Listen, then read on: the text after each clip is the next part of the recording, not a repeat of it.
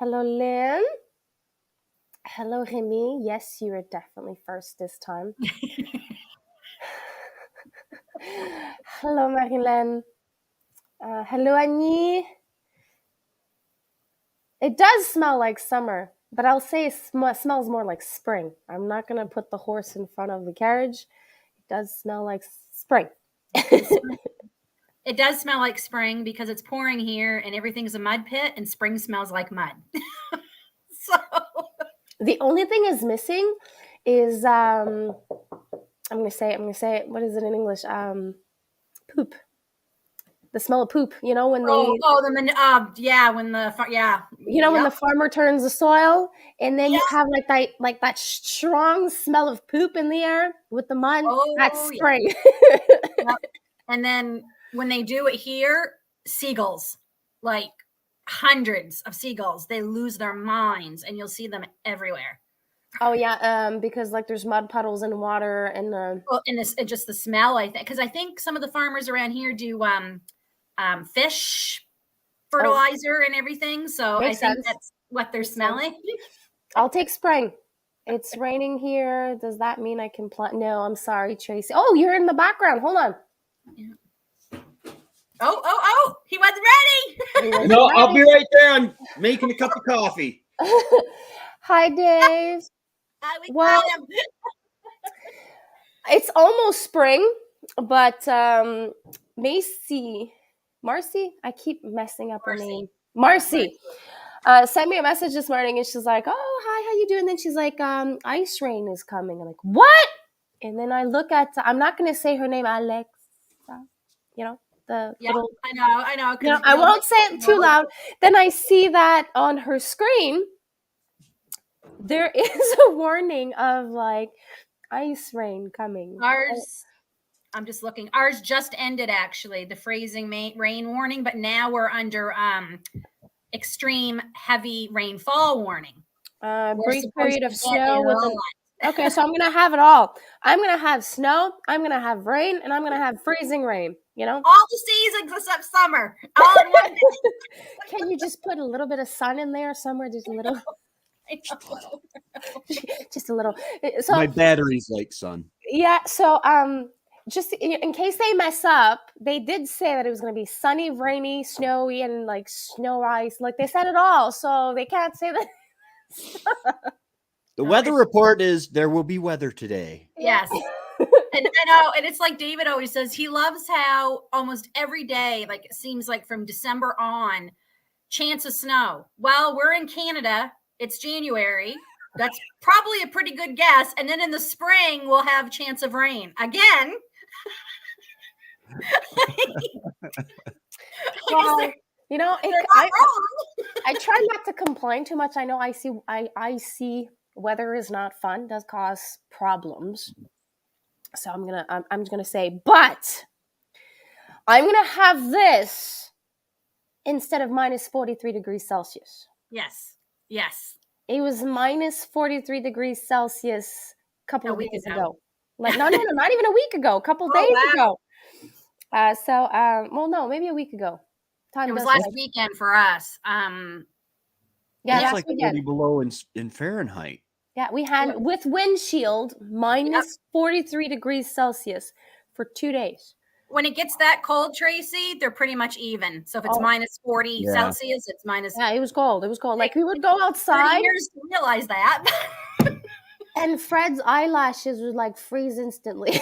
Yeah. It was weird though, because like, I'm like, okay, are we really going to get it? Because it was mild.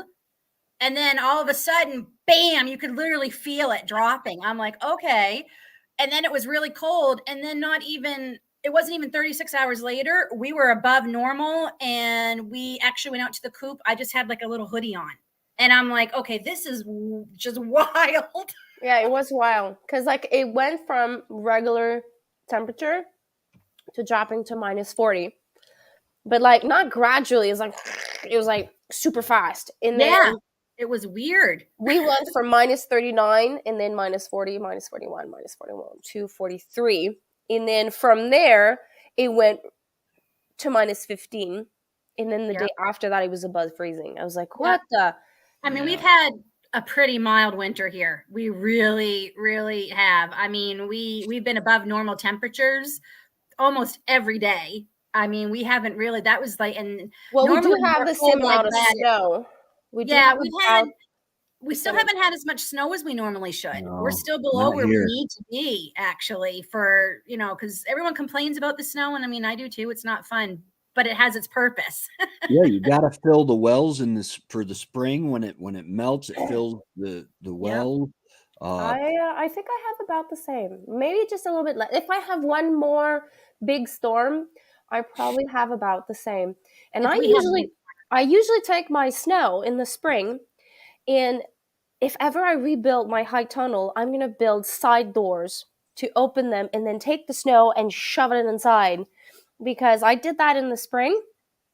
I think I filmed that. In the snow, there's a lot of nutrients. yep.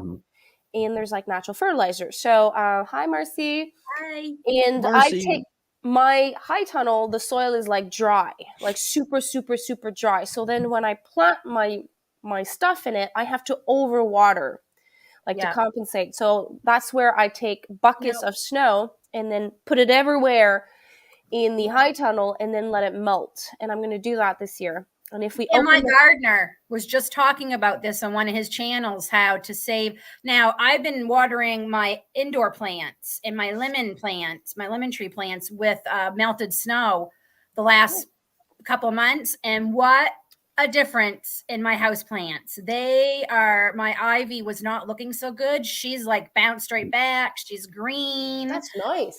But he was saying how if you can start saving buckets and buckets and buckets of snow for your seedlings and water them, and water your seedlings with them. And I'm like, God, I only have so I would need a lot of buckets. my family's going to be like, Mom, why are there buckets of snow? Let me explain. Mommy has an explanation. Oh gosh.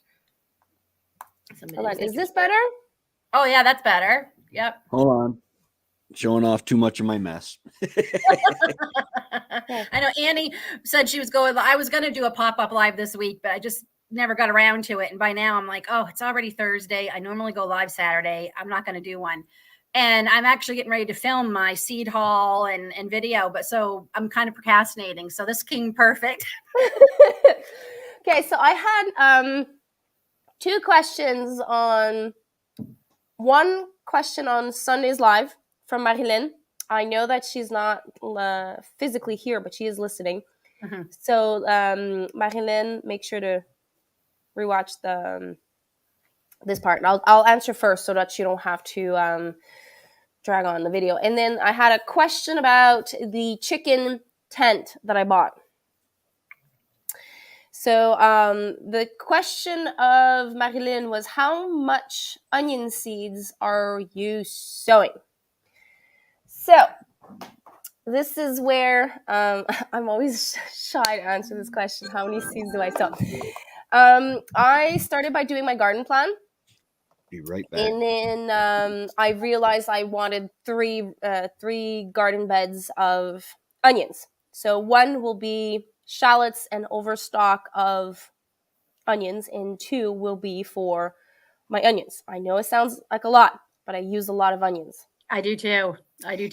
And I am changing up the way that I'm growing onions this year, following the Académie Patagère way of doing it.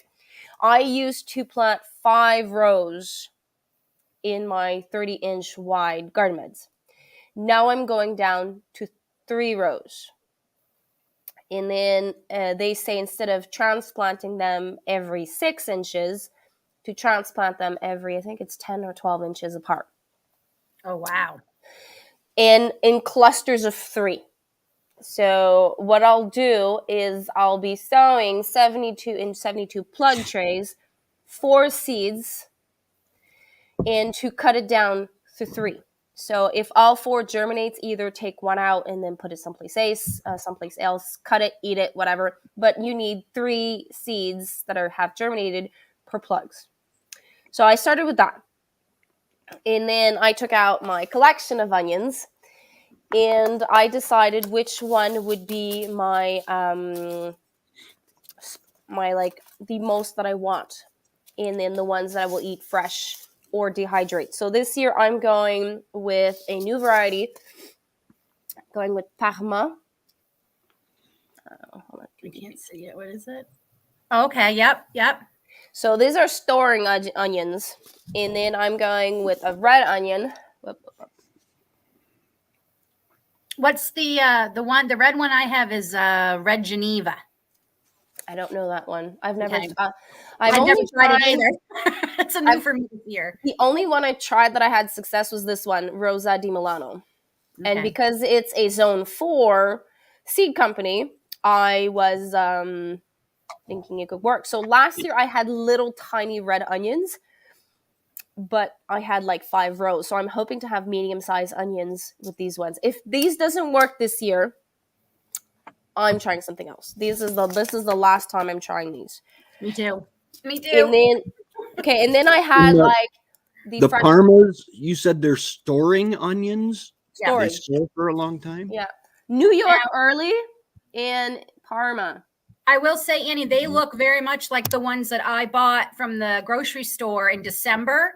Mm-hmm. And I've kept them in my cool dark spot, and they look like I just bought them. Awesome. So I normally use New York early. Okay. And this is highly suggested from everywhere. And what onions do they suggest? Onions. Let me see what they suggest.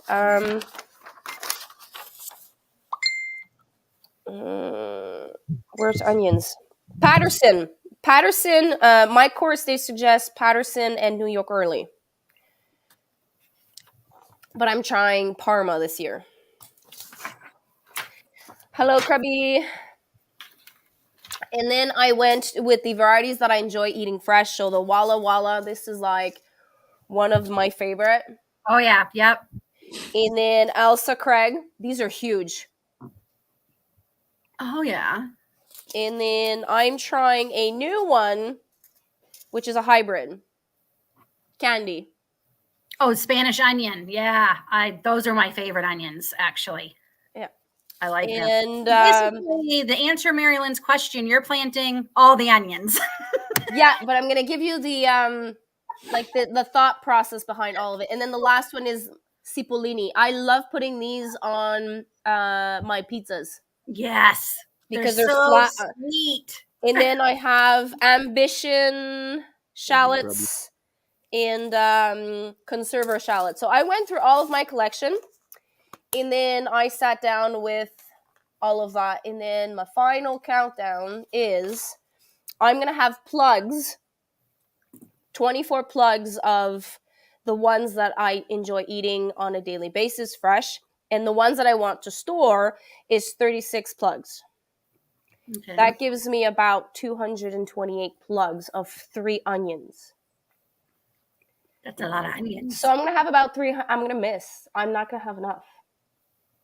Because I do caramelized onions. I do caramelized onion jam. I dehydrate some. I freeze some. And I use some in my recipes.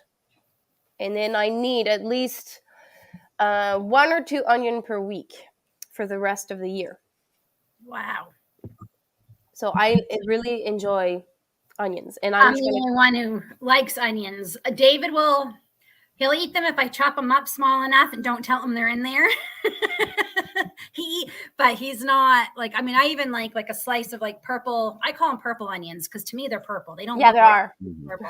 I like putting a slice like on a hamburger, and he's like, "Oh, how can you do that?" And I'm like, "Oh, they're so good." I tried something this year. It's the onion jam. It's caramelized onion jam with balsamic. Okay, I did the other day.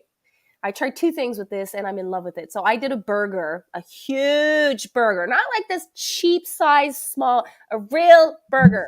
Okay, and then I put some dressing, and then I put that jam on it with cheese. It was divine.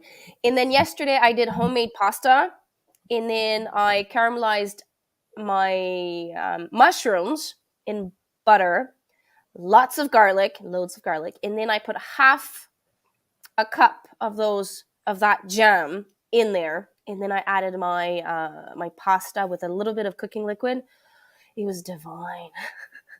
Yeah, I thought about trying. I'm going to try onion jam this year because one, it's a good way to preserve all the onions, right? So Yeah. because I am going to dehydrate more this year, but I am going to because I see people all the time, and I'm like, that looks good. I think I'd like it. It really looks good. And then when I do some stews and I need onions and I'm super super lazy, I just open a jar, put half the jar in the recipe. Oh. Spaghetti sauce. Sometimes I put it in there because there's balsamic in it, so it's really good. Okay. There's sugar in it and there's balsamic, so it gives like a different depth of flavor. It's really good. Okay. And if I'm doing a stew that I'm using my French onion soup, I put the 500 ml of the onion soup plus a couple of scoops of that in that. I don't know. I guess it's a stew or stewing meat, or when you put it in your crock pot. Right. Okay, so that answer that. Did I catch everyone's messages? No tax on a cup of seeds. That'd be fun. No taxes on seeds. There shouldn't be taxes on seeds. The first time that I went to the store to buy plants, and he's like, it was said like $2.25 a plant, and I'm like, and he tells me the price. I'm like, that's not right. He's like, there's tax on that. So I'm like, let me get this straight. If I go to the store and buy peppers, I don't pay taxes. He's like, right. I'm like, it's a pepper plant. He will give me fruits. And he's like, well, you see, there's a loophole. It's a service. We're offering you a service. And there's no lie. All right. It's you can't eat that. You can't eat the plant. So, okay. I'm like, okay, fine. I can't eat the plant. You're absolutely right. Why are you charging me taxes on basil? I can eat the plant. Ha-ha. There you go. Then, like, I saw him like, buh, buh, buh, buh, buh, buh. Rosemary, any herb. And then he's like, well, it's still a service, so I have to tax you. I'm like, really? It would be fun. Hi, Angie.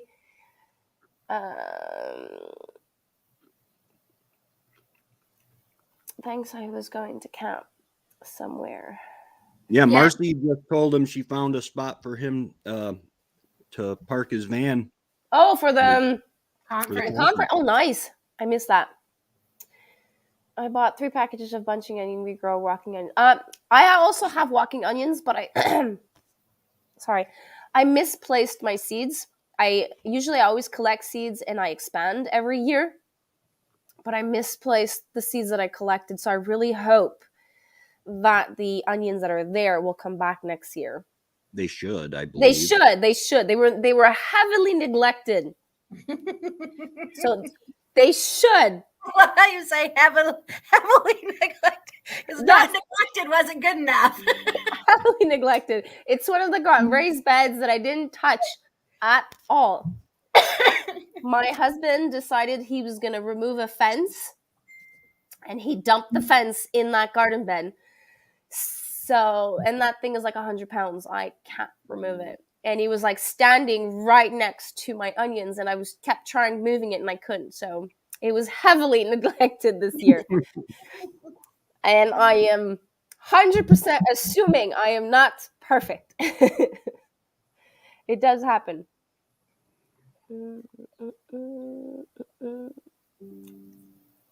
Yeah, onions are almost in everything I eat. I know, I'm sorry. That's why I eat before my life. Ooh. I just had breakfast like 20 minutes ago. I've been organizing my seeds all morning. Nice. That's what I've been doing. So did you plant sow seeds, or did you transplant green onions? I'm curious. I did sow some green buncheon onions for the high tunnel. I plan on transplanting them on March 20th in the tunnel. Okay, the second question. I can't remember who asked this question. Let me see. Can I go check? I know it was a woman. Now I wrote it down. The worst part is I wrote it down, but I forgot to write the person that made the comment. That's not running on the treadmill every single day if you're trying. Okay, so that's not what I want. This was it Sarah? No. I feel bad. Oh, it was Buttercup and Fern. Oh, Karen. Yeah, her name's Karen. Yeah. So what she asked is after it's been, when was this published? This was published 2 weeks ago. So after 2 weeks, what I did is twice I added some pine shavings to keep it dry. It started smelling, obviously, because like there are 4 little chicks in there. So after 2 weeks, it started smelling, and usually it smells like twice a day, and I have to change it like twice a day in those little buckets. So I was really happy without that. Then I took the chicks out, removed everything, touched the flooring. None of it was wet. So her first question was is it waterproof? So yes. After the first change, it is waterproof. The second question she asked me is how is the scratching of the chicks affecting the flooring? I'm not seeing any holes. I'm not seeing any damages. And the only thing that I have to say, and this is Darren that did mention this, is bigger the holes on the tent, the more when they move around, the more the dust is going to come out of the tent. Mm-hmm. So the holes are big. So I say the only negative part of this tent at this time is that when they start running in the tent, I have a lot of things going in the air. So around the tent, I have to pass the broom every couple of days because there is like this residue of like pine shavings and what else? And by adding a little bit of pine shaving every couple of days, I think I can get away of cleaning the tent about every 5 to 10 days, comparing to almost every day in the, it was every day before. So the big test will be when I have and receive my meat birds, because we're planning to put 40 meat birds in there. So, and we have to keep them inside for at least 2 weeks.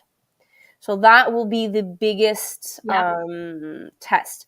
But for raising 4 chicks, I would say max 10 chicks for a month, it would work. We actually have one of those tents, for lack of a better word. We bought it for the puppy, and it didn't withstand her. But she's very active. Oh, she's like a demon in a very small body. Very destructive. And I'm so glad we kept it, though, because I do have to stitch up a little bit, where somehow she worked away at a seam, managed to get it open, and we don't know how, because this is when she was like this big. She got through the top of it and was out. Oh, anyway, another question I got is if a dog gets up on it, will it damage it? Will it create damage? My dog is so small. He's like 7 pounds all wet with rocks on his feet. So if the top is open, obviously the dog's going to go in there. If the top is closed, the dog is going to be able to get on top, and he or she's going to sink in. Yeah. And then where the damage can happen is with the claws. They can rip. Yeah. So I couldn't answer that question because obviously my dog is not very ferocious. He's scared of the chicks at this point. Yeah, I mean, I will say, like, the bottom part held up very well to a puppy. So that's why I'm thinking, well, if she couldn't do anything to the bottom, then I should, because we're going to put meat birds in ours too. That's the plan. Awesome. the netting, even the netting, she couldn't really destroy. Okay. It was just she just worked her way at a seam. That's her MO, because she does it with every toy, everything. She finds a Well, seam.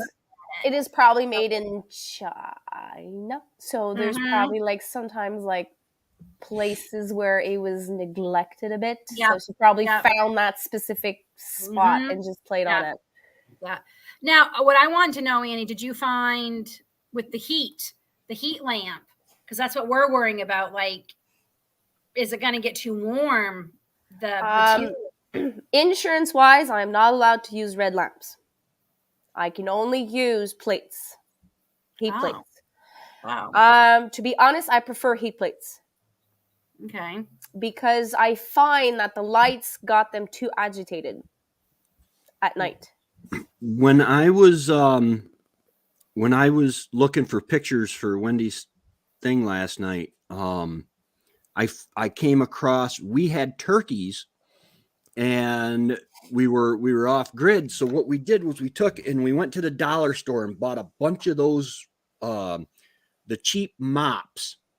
Yeah. With the heads, and we put them all together. So there's a big bunch of mops tied together, and we put them low to the floor so that the chicks could get in there and they could kind of huddle in the middle. That's so cute. So they were providing their own heat. It was more, I mean, it wasn't like they weren't getting heat from mom, but they were together. They were providing their own heat. I use just a big clear tote, and I put holes in the top of it and set it next to the wood stove. But I haven't used heat lamps or anything for chicks in a long, long time. We have the red light. I found the white light definitely riled them up. Like that. Yeah. We have the red one. And we did like you, we have the big, huge, we bought a great big huge tote, and they were in that for like, it worked out perfectly because they pretty much outgrew it just about the right time. But yeah, that's the only thing, because our meat birds are coming end of May.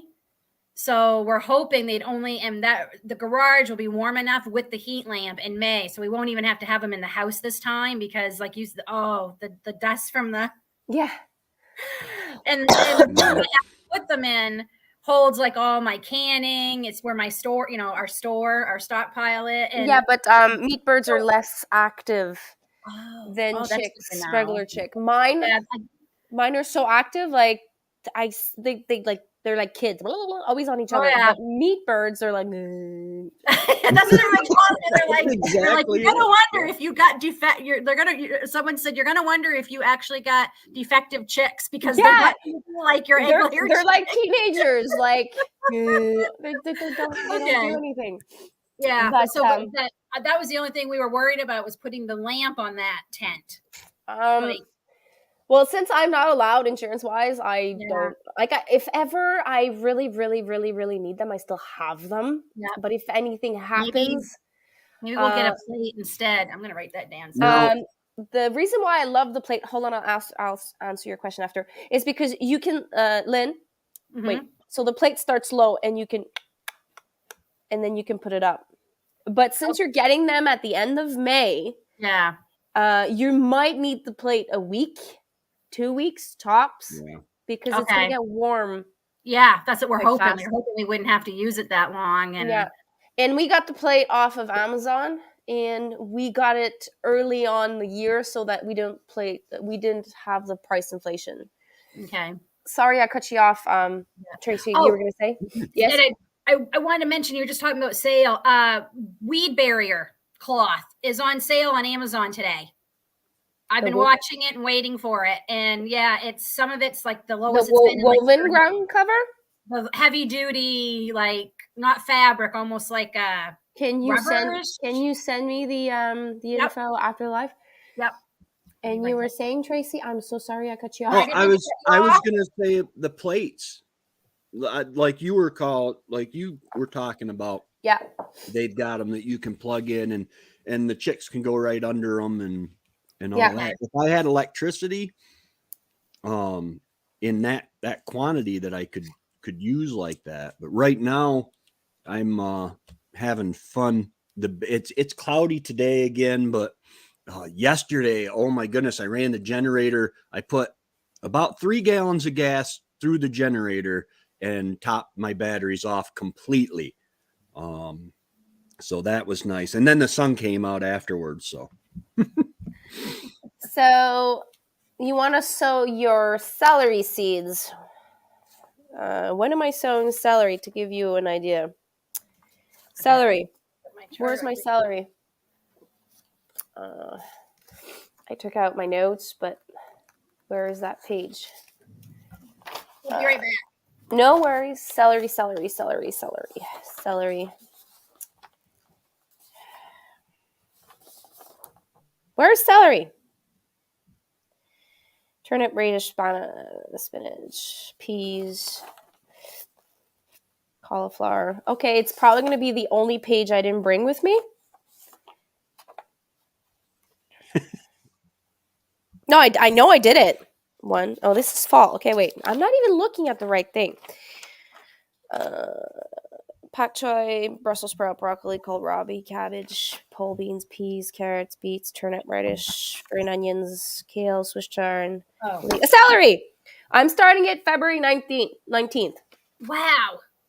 Because I'm trying pink celery this year. It's new to me. I've never tried it, but apparently for people who are celery growing deficient, which is me, the pink celery is supposed to be a lot easier. Yeah, the Chinese one or the regular one?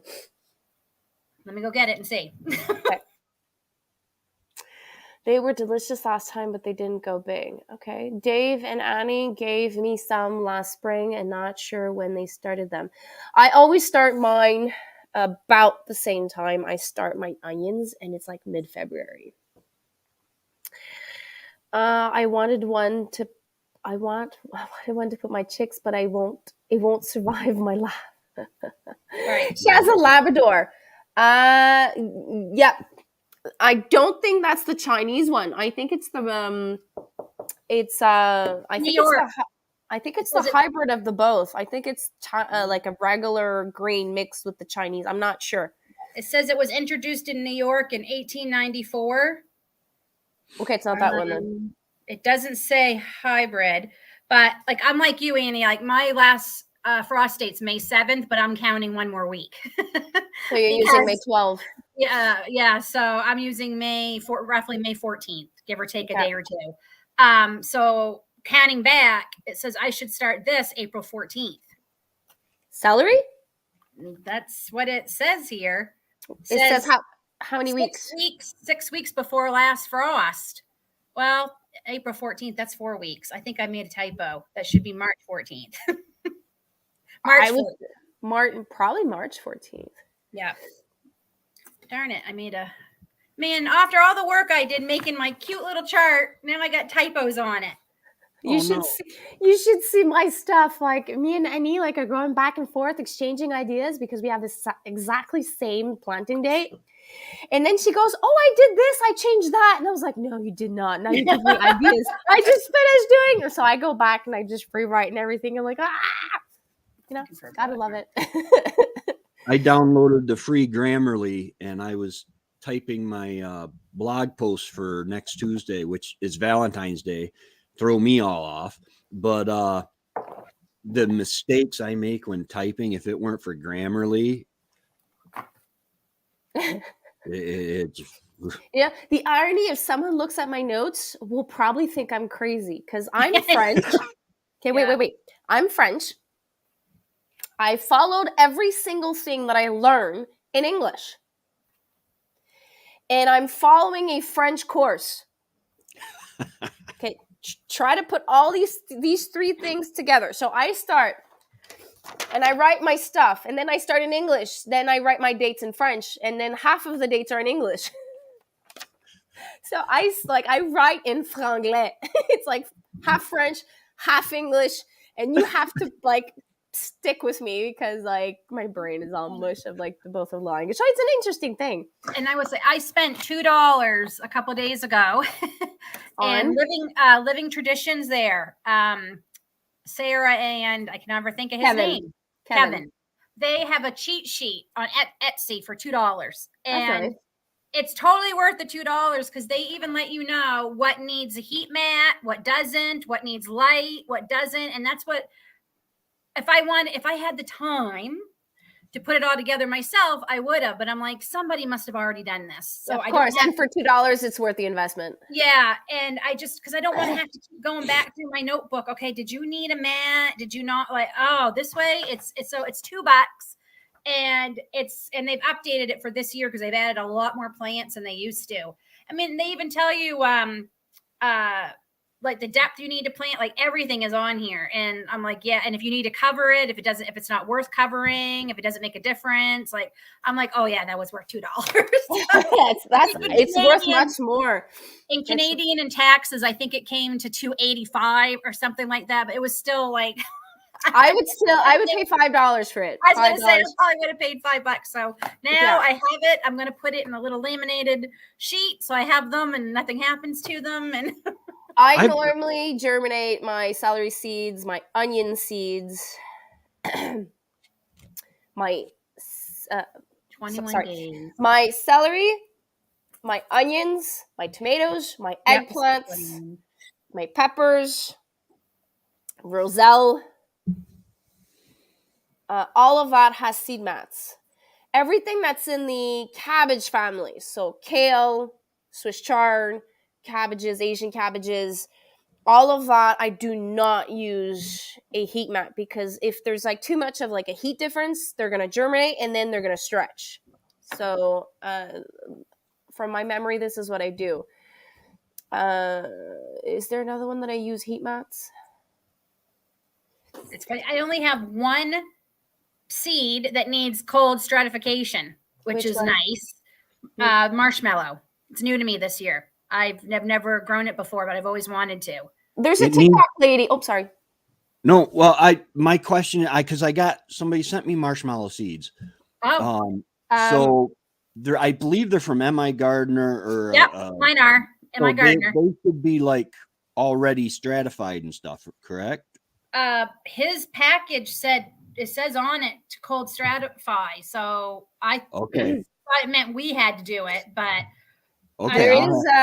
there's a French TikTok lady that I started following that she's trying something new, and I'm following that experience really close. She plants her seeds in a 72 cell tray, and then she brings it in her high tunnel, leaves it outside for the entire period of the stratification, and then she's going to water it when it starts getting warm enough, like depending of the plant. So she's adapting, like if it's lavender and it needs to be watered at certain like she adapts that climate. And instead of having it in her freezer, in her fridge or whatever for a certain amount of days, she just plant everything in her 72 plug trays, put it in the tunnel and water it in the spring and see if it works. If that thing works, that would be amazing, because that means I can, in the fall, I can sow all of my strawberry seeds, all of my perennials, everything, not even water it, just like dump it there. And then when it freezes, like maybe like humify it a little bit, put a bit of water, and then let it freeze. And then it's almost like in those milk jugs. What do you call it? Winter sowing. She's doing winter sowing, but in 72 plug trays. I really hope it works, because I don't understand why it wouldn't work though. That's the thing. I don't understand why, but like for a reason, education on agriculture is like pulling a teeth from an angry tiger. Yeah. So you have to try your own things and share the knowledge. So I'm really hoping it works. So if it does work, I will be sharing this knowledge, because it makes absolutely no sense. It has to work. If it doesn't work, like maybe because it lacked water. That's all I can think of. Sorry, I'm losing my voice. I do hope it works. I planted my celery that Dave gave me in an old kid's pool, and it's planted wild compost chicken manure. I will not be home on planting date the first week of May. Wow. Ouch. Annie, now we just have to wait to see if we're gonna mess it up. Yeah, so we're playing a little bit. We're playing a very dangerous game. She's more dangerous than I am. All our brassicas, we're planting it 5 to 10 days earlier. So inside the house, instead of starting our seeds March 20-ish, 6, I think, we're doing it March 12th or 16th. I can't remember. So instead of transplanting them on April 30th, we're going to be transplanting 5 to 10 days earlier. And we're going to cross our fingers, our ears, our hair, our nose, our toes, everything that could be crossed, that there's no hard frost for those periods of 10 days. And we're doing that for 2 reasons. Number one, we're going to have 10 days more without pest pressure. That means less bolting, less pest pressure, less overall, the plant's going to be healthier. Number two is we're going to be releasing that garden bed 10 days earlier. Instead of late July, we're going to empty it mid-July. Therefore, our flipping the garden, it's going to take us 1 day, remove the weeds, put compost on, and we'll be able to plant on July 15th right away. And then a second crop of cabbage or whatever is going to go in till the month of October. So there's a lot of thinking about that. But like, if the temperature does not cooperate with us, we're screwed. So we're either going to be geniuses pushing the limits of our garden, or it's going to be an ultimate fail. See, and I'm not even planting my cauliflower, broccoli. I'm planting a fall. So garden. you're going to transplant them on July 15th. Yeah, I'm not even, because it just gets too hot here. They just, and I might get one broccoli and then they just bolt. And then, like you said, the pests that come out for them, they should be long gone by fall. So before I read the comments, like example, cauliflower this year, my planting chart says March 26th to sow the seeds, to transplant them on April 30th, and they should be ready by the end of July. And I'll just be starting. I'll start mine. Yeah, but I'll just be planting them. If you want to start them in July, if you want to transplant them in July, I think it's in June 10th, you have to start your seeds. Okay. Yep.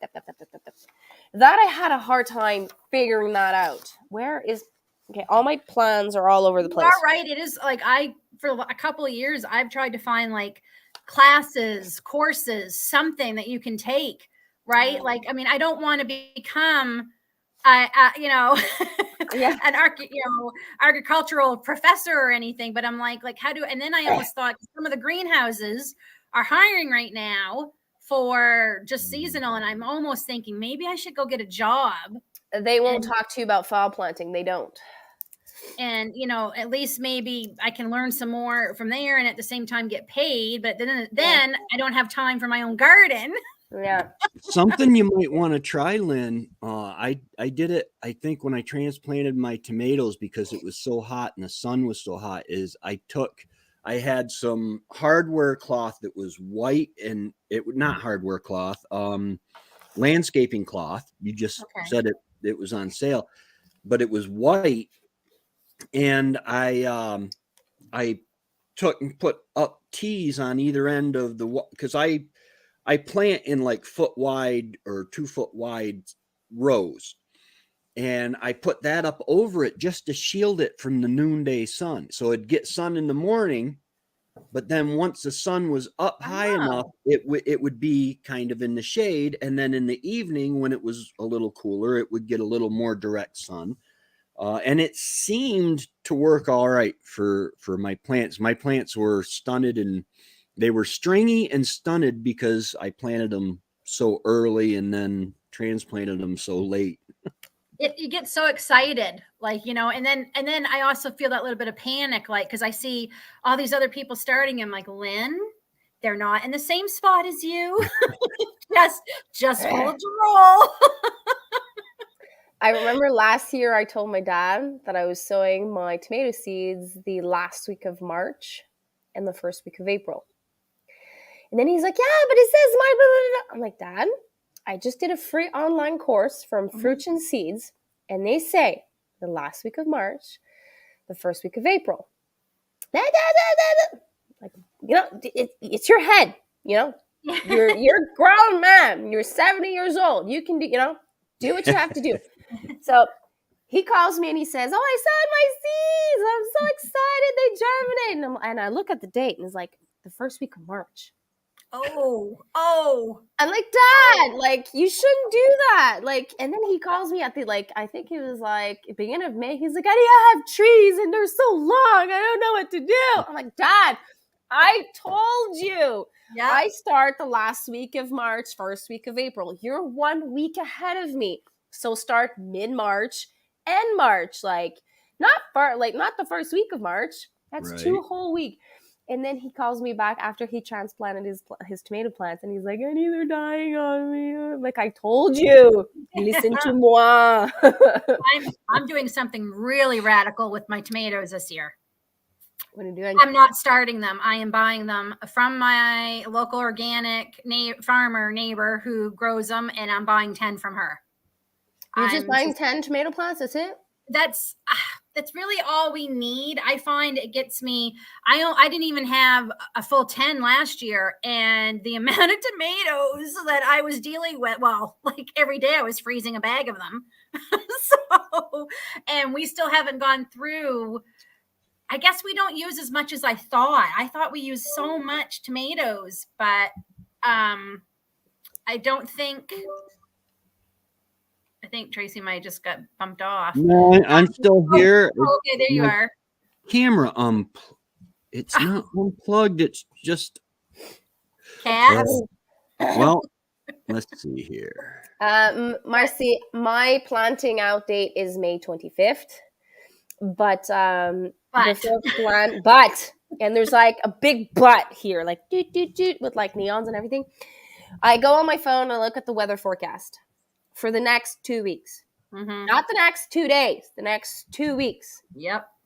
If there's any nights going under, I can't remember the certain temperature every year, I look at it. If there's below 10 degrees Celsius, I think it's 10 or 15. Yeah. I do not plant.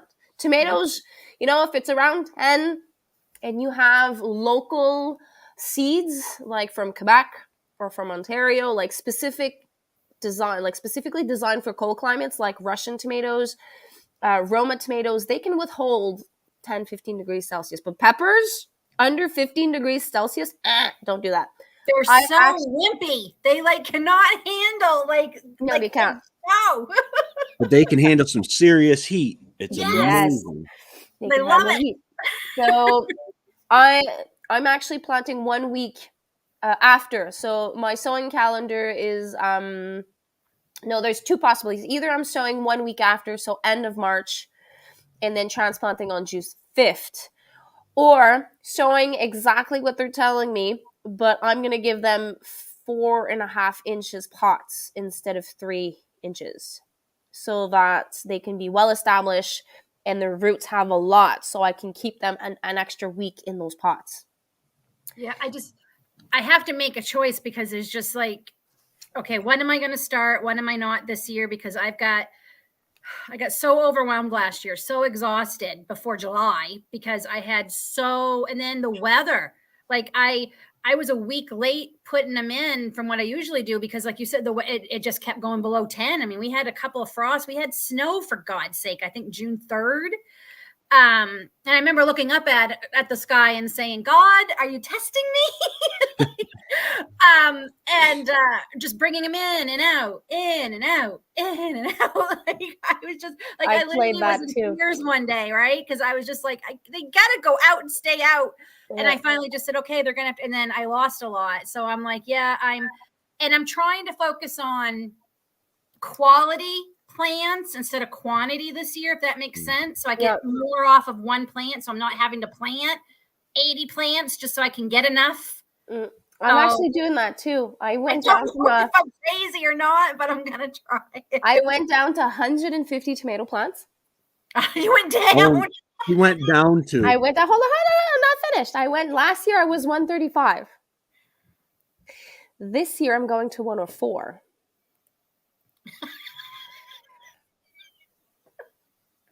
Total. So I have 80.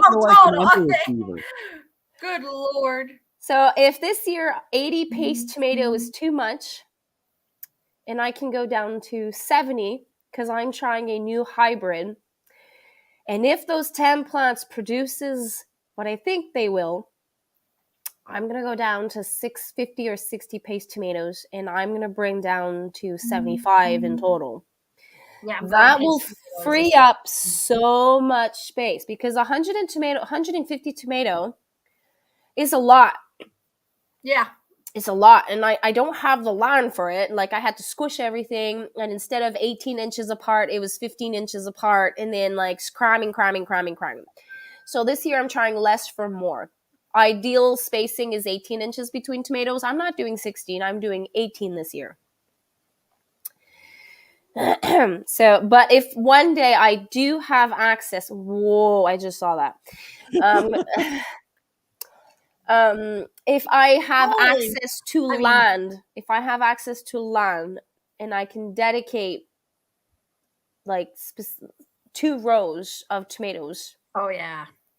and like I can put them 2 feet apart and like really go the whole 9 yards, I would probably go back to 150 because the year after I won't need to plant as much. Yeah. I can only have slicers and cherries and maybe a couple of paste tomato just to do like diced tomato, and and like 1 year do a huge bag of ketchup, a huge bag of salsa, Yeah. pizza sauce for 18 months, like, Yes. Yep. because canning 20 jars of something takes about the same time as canning 50 jars, just like maybe an hour more. Yep. Usually plant 200 tomatoes, 5 varieties. How many are you in your house? We're 5. I'm the only one who likes tomatoes. Like Yeah. eating a tomato. Out of all of, David, he used to say, do you guys remember that show Fear Factor? No. And sometimes they'd have to eat like hornworms or really disgusting things. And David said, David said, he goes, if I went on that show, all they'd have to do is tell me I have to eat that fresh tomato, he said, and I'd have to give in because he literally hates them that much. But he likes spaghetti, but he just can't eat like a fresh tomato. He's just never liked them, and the kids don't like them. And so for me, I just need the ones that I want for canning for different things I can. And I will say, since my battle with cancer and everything, I can't eat tomatoes like I used to. They don't. The acidity. Oh, just talking about it, I literally feel the burn. Go with yellow varieties. I did grow yellow. They almost look like little pears. No. I'm talking about. I don't have them with me. So there is a Roma type tomato that's called Sunrise. I'm gonna write that down. I got mine at TNT Seeds. Okay. So I think it's Sunrise or Sun something. So it's a Roma yellow tomato. So it's a paste tomato. So you could do your sauce yellow. That'd be pretty. And then there's another one that's called cream sausage. M.I. Gardner has it, I think. Baker Creek has it. So the main thing for me is I found that as long as I take the peelings off. You have to take the peels off. Yeah, we don't get the acid reflux. Like I can't eat the peeling. I eat the peeling and that's it. David too.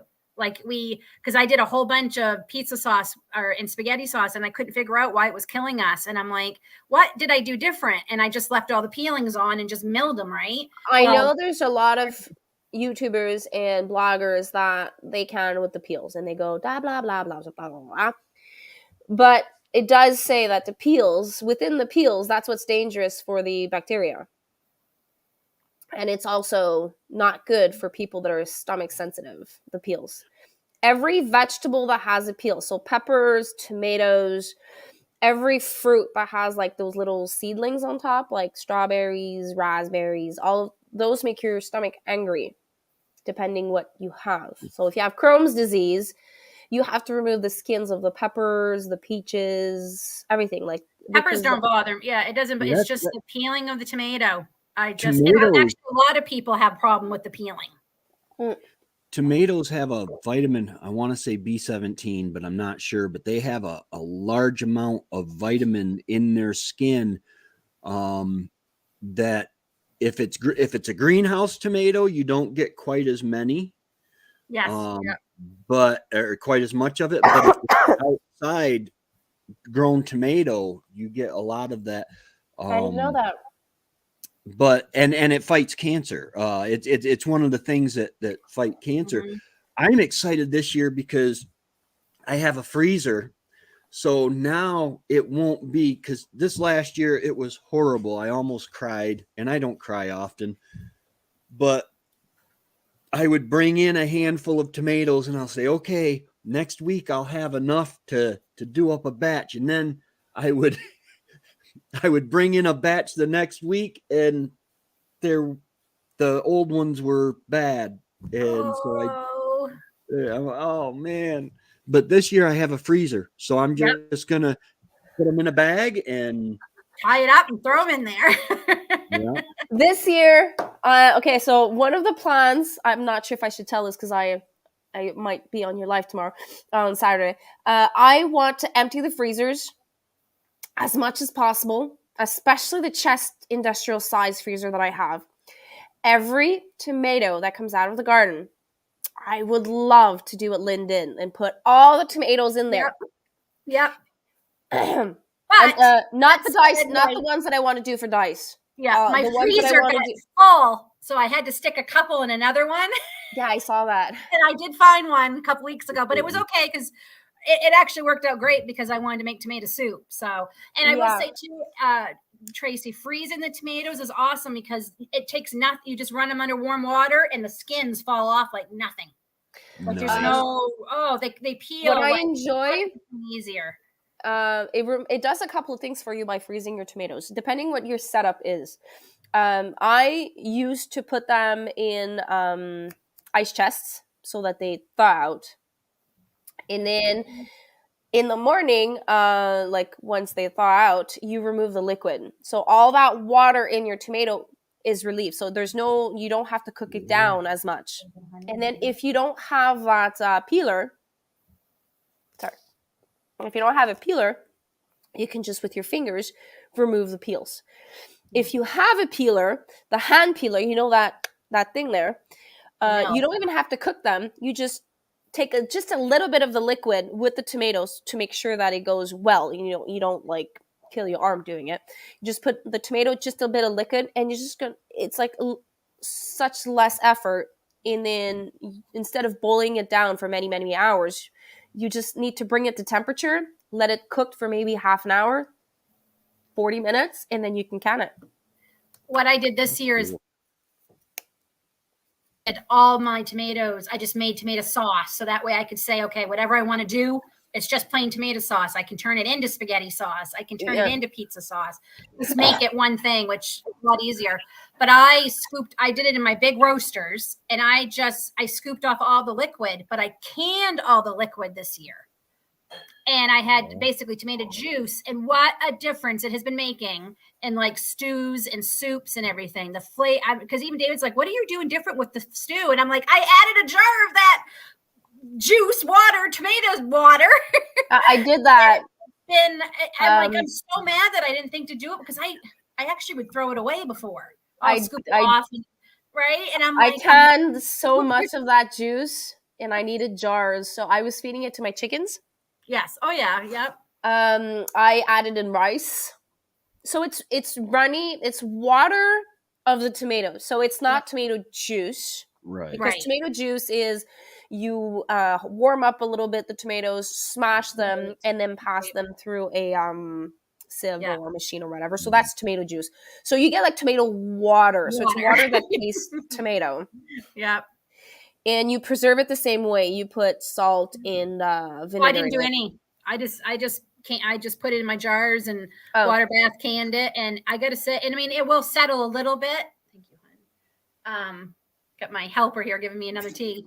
It did settle a little bit, so I just shake it up a bit before I open it. But it's really red for considering it's not. It's red water. It looks, but it tastes like tomato. I actually can mine exactly like I can tomato sauce. Yep. So I added the salt and the vinegar because I wanted to be sure that it was shelf stable. This year I might actually add a few spices or something to it.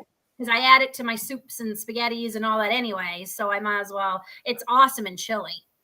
Like it was, and if something calls for water, and I'm like, I'm just going to put the tomato water in instead. Mm-hmm. So it has been a big, get more nutrients, and it gives you more flavor without adding salt, because we try not to eat a lot of salt. Yeah. Wendy and I started, we would just do canned stewed tomatoes, basically just chunk them up and stew them up and can them. And it really sucks for me now, because now I am not as good of a cook as Wendy was, and my spaghetti sauce and pizza sauce and all that stuff doesn't taste like hers did. We should have done that thinking, okay, well, maybe Tracy will actually have to cook one day, and and that way I would still have spaghetti sauce and stuff like that. I'll tell you what the difference probably was, Tracy, and this is going to sound corny, but it's the love, right? Yeah. It will never taste like hers. It will never, no matter how good you make it, you're always going to find that, because I was like, there's certain things my grandmother made, and I make a pretty good version of it, but it still doesn't, and it's her recipe, but it still does not taste like her. When my husband makes coffee, it's the exact same cup of coffee. And the worst part, okay, not the coffee that I grind and put in the what do you call it, pour over. Okay, I'm talking about the Keurig that he has for work. He takes a cup of Keurig. The only thing he does, he puts sugars and cream. That's all he does, sugar and cream, for me and for him. When I do it with the Keurig, it doesn't taste the same, but it's the same freaking coffee. It's exactly the same thing. Okay, second thing, I do tomato sandwiches. So he makes tomato sandwiches. He puts butter, mayonnaise, tomato, salt, pepper. If I have any types of green or anything, he just puts it there, and then he puts cheese and gives it to me. Like, why can't my sandwiches taste exactly like that? But I showed him how to do the tomato sandwich. Yeah. And it's exactly my recipe, but it doesn't taste the same. I know, isn't that funny? It's in my brain. It's in my brain. Someone made something for me. So, are you canning tomatoes, Tammy? Mm-hmm. Hello, Caitlin. Hello, Tammy. Welcome back, Remy. I think yesterday I did something, and it's making me think for this season, this canning season. So when the canning season started last year, I had leftover tomato sauce, leftover tomato juice, leftover tomato, I had a lot of leftovers from the year prior. So what I did is I did some spaghetti sauce using up the meat, the older meat I had, and I made pre-made spaghetti sauce, all of it. So there's meat, there's tomatoes, the herbs, the pepper, blah, blah, blah, everything but the mushrooms. And then yesterday, my kids, when they saw the homemade pasta I made, they're like, yeah, disgusting, mommy. So I made regular pasta for them, but they wanted tomato sauce. But I'm out of spaghetti sauce that I made. So I took out 500 ml of tomato sauce, 500 ml of diced tomatoes, and 500 ml of pork. Hamburger meat that's already cooked, pressure cooked and everything. So I removed the liquid from the tomatoes that were diced, the liquid from the cooking of the hamburger meat, and just dumped everything: salt, pepper, herbs, garlic, onion powder, a bit of sugar for the acidity. And the kids devoured that sauce. There's no vegetables in it. It was just that. So I'm like, maybe this year I should concentrate on pressure canning ingredients and not canned as much. I canned, I think 20 tomato spaghetti sauce, all made. So instead of doing 20, maybe just 7, because I don't always need express meals. And then just canned individual items. And then I wonder if that's what Wendy was doing, because I've got peppers and onions that we canned. And then I've got the tomatoes, and then I got the tomato paste, a little bit of the tomato paste and stuff she did. That's almost other than some seasonings, that's almost a spaghetti sauce right there. Yeah. Yep. So yep. I might do tomato paste if I have the patience this year, because it is. I just buy mine. I gave up. Well, just if I have too much of tomatoes, yeah. I might do it. I might. I'm not saying I will. I might Mhm. because I would like to do roasted Oh, yeah. tomatoes and then remove the liquid, most of the liquid, so that I don't have to boil it for hours and hours and hours. Yeah. If almost all the liquid is out, well then it's just leaving it on low. And I'm hoping to find a trick to do it in the roaster or the crock pot. If I can find someone that does tomato paste in the crock pot or the roaster, she's going to be my savior. He or she's going to be my savior. So my research showing it, because we use tomato paste like every Friday because that's what we use for our pizza sauce. Yeah. And I'm like, I like to make my own, even though I buy organic. I buy the organic and I get it at Costco. So we get a good amount for that has gone up like everything else, tomato related. But it would be nice to say I made my own. Yeah. But it takes forever. So what my research has discovered was what I was doing wrong is I was keeping my lid on my roaster. So you have to offset it. Yeah. So while this woman takes it off completely after Really? a certain point, she just leaves it off. And I did this with my apple butter last year. I just took the lid off. And you were stirring? And just would stir. Every time I go by, I'll give you another little stir. And you could see where the liquid, and I'm like, duh, this is my problem. I'm leaving the stupid lid on. Even like I would even like put something under it to elevate it. But you have to take it off completely. You just have to. And I'm assuming it'd be the same way with the crock pot. So I'm like you, Annie. I'll make a deal with you. If I've got an abundance of tomatoes this year, I will take some of them and I will try tomato paste, and I will see if it will work. Okay. So we'll talk at the end of the season. Yeah. Hello, Caitlin. My chickens love when I give them a frozen tomato, gives them all something. True. Yep. Not that I don't love my chickens. I love my chickens. But every single tomato counts. So if they have tomatoes, it's because I really, really, really, really, really love them. I give them the ones that maybe Hello, aren't Buttercup rated. and Fern. Dan always says to me, he says, the chickens eat better than us. And I'm like, no, almost. They're eating our leftovers. So they're eating as good as us. As good as us. Buttercup and Fern, I answered your question earlier on this live about the chicken tent. If you want to, when this is over, it's going to probably take a minute or so to load up, and you'll be able to watch the replay, and I answer your questions, I think, within the first 30 minutes. I think it was too. Yeah, it was pretty quick. We do slide sometimes on other subjects, but it was within the 30 minutes mark. Nice. Okay, so she made it work. She did paste in crock pot. Yep, and I do. And you'll still have to take off some of the liquid, but at some point you won't even have to do that anymore. And then you just keep cooking it down. And and apparently the key is keeping off that lid. So okay, so we might be onto something. We might be. My mother-in-law and brother have market gardens, so I am able to get seconds from the freezer. Awesome. That's good. Yeah. Okay, so I had like a little subject I wanted to talk about since last week. I did talk about how to understand a seed package. So and with everything going on, and I did break my rule. I did buy some seeds.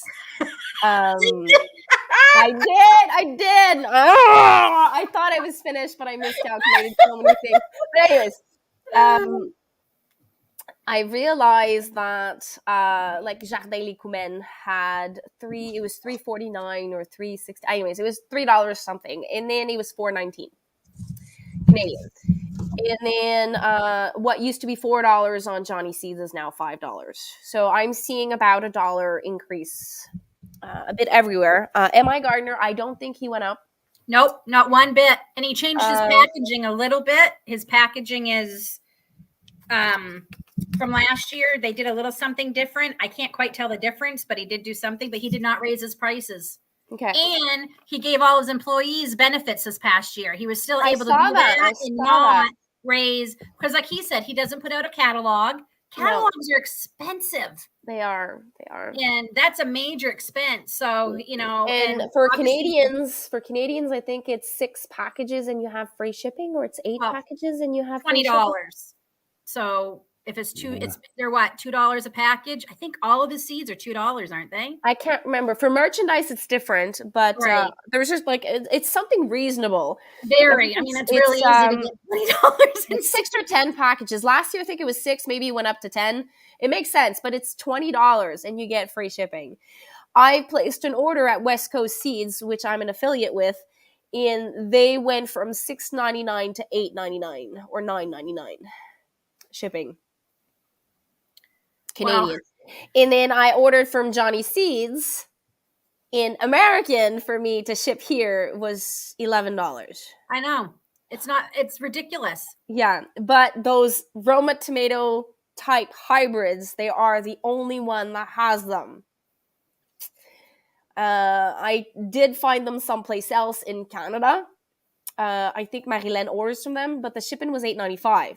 And Wow. I looked at the rest of the at the seed. I had all their seeds or didn't need what I had available, so I ended up placing it at Johnny Seed because I needed other stuff that was only available there for me. But expensive things are getting really expensive, so it made me think about easy suggestions to collect seeds. And my go-to, like the first ones that I suggest if you want to start saving seeds is peas and beans. If they're not hybrids, they're super easy. Do you let them dry on the vine or on the plant and you just collect the seeds? The worst case, if you have a purple and a green, you might have like this purplish greenish bean going on of the seed that you save, but technically you should have a bean and a pea out of it. Those are like the first that I start collecting seeds. Another one that's super easy is flowers, calendula. You just let it dry on the plant. And the worst thing is you can take the seeds, go like this, and just let them there, and then the next year they're gonna resow on their own. Yep. Ooh. Same thing with cosmos and chamomile. You can save seeds from cosmos, or they're going to dry up on the plant and they're going to resow everywhere. Chamomile is one of my favorite things in the world. Like, I mean, I adore it. I love it for so many things. Mine did not come back this year, and this Which was one? like my chamomile. Oh, that's weird. My original plant did not come back, and I planted a lot more too, because I'm like, oh, you know what? One plant is not enough for me. So I planted it in all different parts. None of it worked this year. None of it. Well, they're not perennials. They're annuals. Yeah. So you but I'm just saying, like I left some on my other plant so it would reseed itself, you know, like, and everything. I never had a problem before. It always. Well, I do that every year, but I still plan on sowing seeds of chamomile and calendula. Oh, I am. I'm definitely. I'm going to start. I some don't inside exclusively depend on it resowing itself. But it was just weird that none of them, like, it didn't grow anywhere. And Tanya, my friend Tanya in Iowa, all her chamomile never worked either this past year. So well, you might have a squirrel that stole all your heads of chamomile. How dare he? And I don't think chamomile are perennials because they never come back here. Mine did. Mine. I'm assuming it just reseeded itself every year. Hold on. But what does Mr. Google Pant has to say? Mine came, and then last year it never. I got like 2 or 3 little, and I'm like, oh, there you are, and it just. Luckily I got so much off of it the year before. I harvested like an insane amount, so I didn't have to worry about not having any. But okay, Mr. Google Pants. While German chamomile is an annual, Roman and drier chamomile are considered perennials from zone 4 to zone 7. That's what I had. I had Roman. But they are short-lived perennials and often grown as annual, resown seeds every year or two, or allowed to self-sow. That's what I had. I had Roman. I'm playing. Well, you were both right. We were both right. This is fun in the argument. We were both right. I just have to tell you, Aunt, want to talk about a crazy shipping. So Mary Lynn gifted me a gift card to Gaia Organic Seeds here in Ontario. They're in Ontario. They're in Ottawa, which is not quite 3-hour drive for us. And I went on and I went and ordered some seeds because it's all her fault that I ordered more seeds because she gave me the gift card. Uh-huh. So I got I got a little over 25. I think it was like 26. I'm like, no big deal. It cost me $19.83 to use her $25 gift card she gave me. The shipping. 3-hour drive. $19.83 to ship me 4 packages. Four packages of seeds. I sent my friend Tanya and her kids. I wanted to send her some candy from Canada. I made her an egg apron, and I wanted to send the kids some Smarties because they don't have them in the States, right? So I thought that'd be fun. And it weighed a lot. It was like a box, and it cost me $18 to mail that to Iowa. But it cost me almost $20 to get 4 packs of seeds from Ottawa. There's something weird with the Canadian Post Office. It's horrible. They are out of control.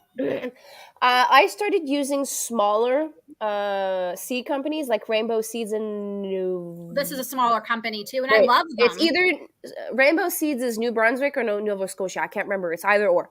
Right. So if you don't want a traceable package, so it's free shipping once you've reached $10.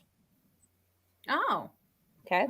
So I needed some beets, and I just ordered 5 packs or 4 packs of beets, and it gave me free shipping. But you can't trace the order. Okay. Well, that's. So I'm starting to go towards like little companies that, you know, they work for us, not against us. Yeah. But sadly, since I order in bulk, they don't have all in bulk, so I have to go through like Johnny Seeds and stuff like that. Mm-hmm. But sometimes it's worth it. Like there's also a Quebec one, which is Solana Seeds, Solana Seeds. They're GMO-free certified. They're not organic certified, but they're local. Okay. She charged $3.95 for shipping. But I don't mind that. That's reasonable, right? For seeds, it's 15 seeds per little package. So if you want to try out a new tomato variety, you're going to pay $2.95 for that, but it's 15 seeds. There's maximum 15 seeds. Some of them, probably radishes, she has more, but $3.95 the shipping, you know, is reasonable. Yeah. So I'm like, there's certain things that I choose. Like if I don't need big quantities or I'm testing, I'm choosing those types of companies, and they are local. I just read Marcy, and I do order from Richter's too. I love them. I had a lot of success with them last year. I didn't read the comments. I saw a couple of suggestions. I'll read them and write them down at the same time. And Gaia Organic is also Ontario. Like they're here in Ottawa, and their shipping last year was really cheap because I ordered a lot from them last year. I think this past year there was a hike the 1st of January in shipping, and I think it's affected. So now some of them go through weight.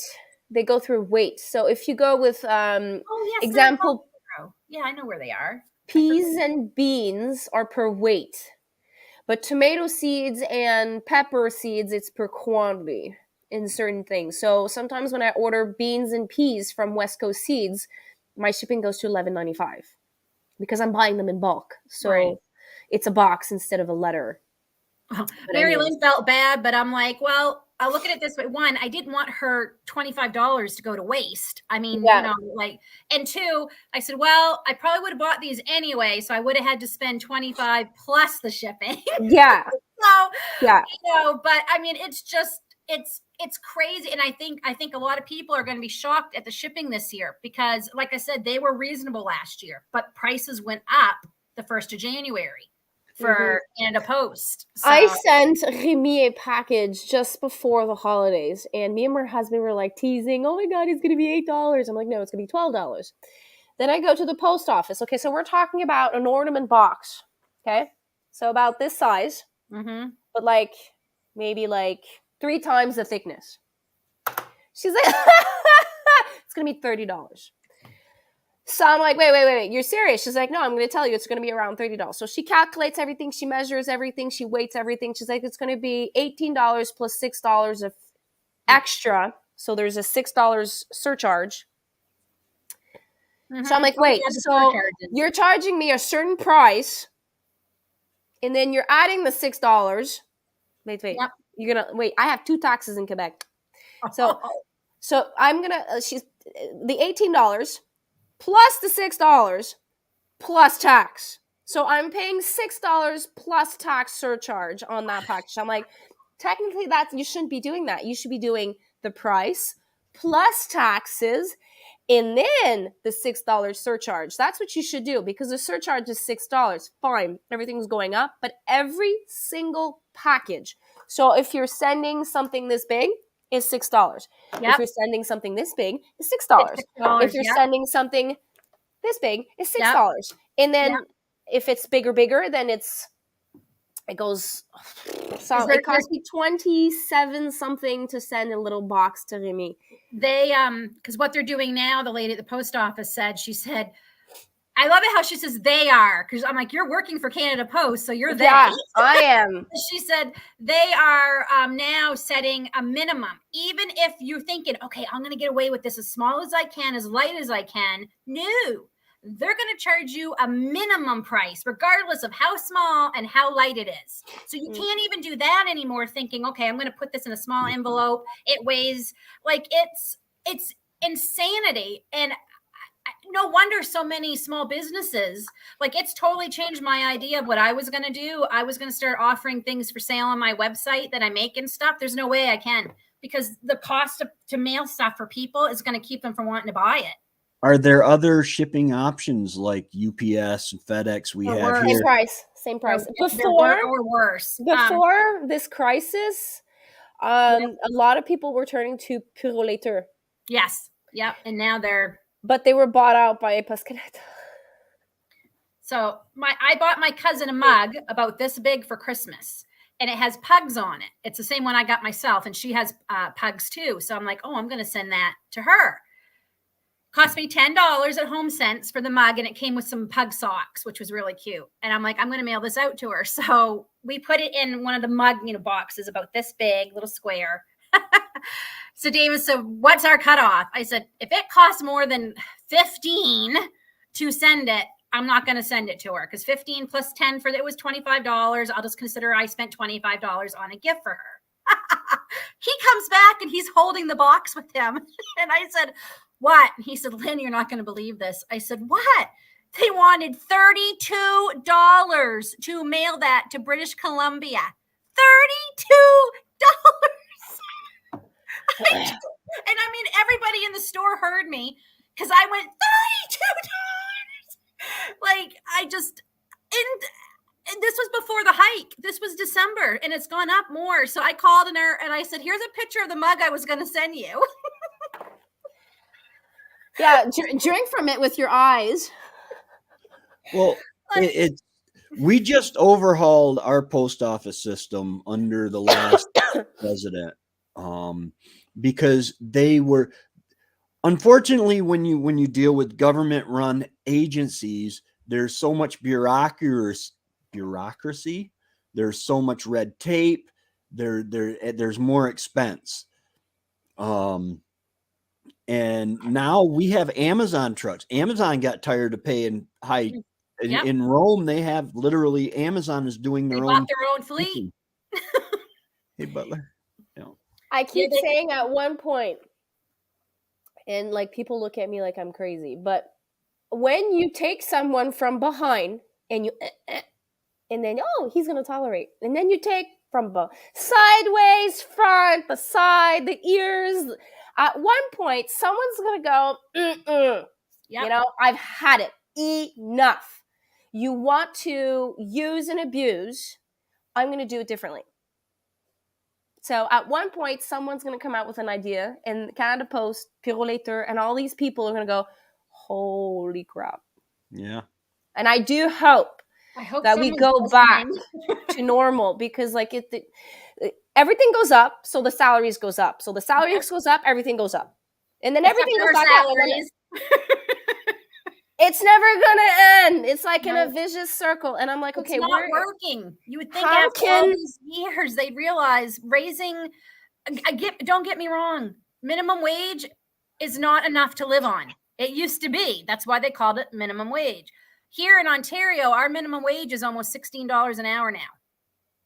and it's not enough for people to live on. It is not. We have there's an ad for the town that's like 10 minutes from us. Somebody is renting their room in their house, a room in their house, $1,800 a month. I hope he's like, that is a room in his house. I hope he has feeding, water, access to like backyard gardens, cable, and internet. I hope it's everything. He said this includes, like, you won't have to pay, but I mean, 18, like someone said, this is for a room, but that's what, and like, I have a 15-year-old son who's 15, who is terrified that he's not going to be able to afford to live on his own when he's like, and this is not something a 15-year-old should be worrying about. And like, granted, he's got other things because that's part of his Tourette's, right? They get obsessed on something, and but he's just like, he's like, Mom, I don't know how. And I said, Aiden, as long as Daddy and I have a place to live, you guys will always have a place to live. But like he said, he goes, Mom, like, how am I have to pick a job that I might not like just because it's going to pay me well enough that I can afford an apartment. He said, I don't even think they'll ever be able, like, they don't even dream about having their own homes anymore. This generation, they don't even think about it because it's so far beyond their comprehension. Yeah. I have a radical idea, and I'm radical in a lot of ways. But you are? Yeah, if you haven't noticed. But instead of raising the minimum wage, let us develop policies. Let's look through history of our countries and develop policies that bring down the cost of living. Instead of bringing the pay up to the new cost of living, let's develop policies that bring that cost of living down, and that will help everybody. Yes. That's what I keep saying, like, and people look at me like, you're stupid, and I'm like, well, a bread should not cost $7. No.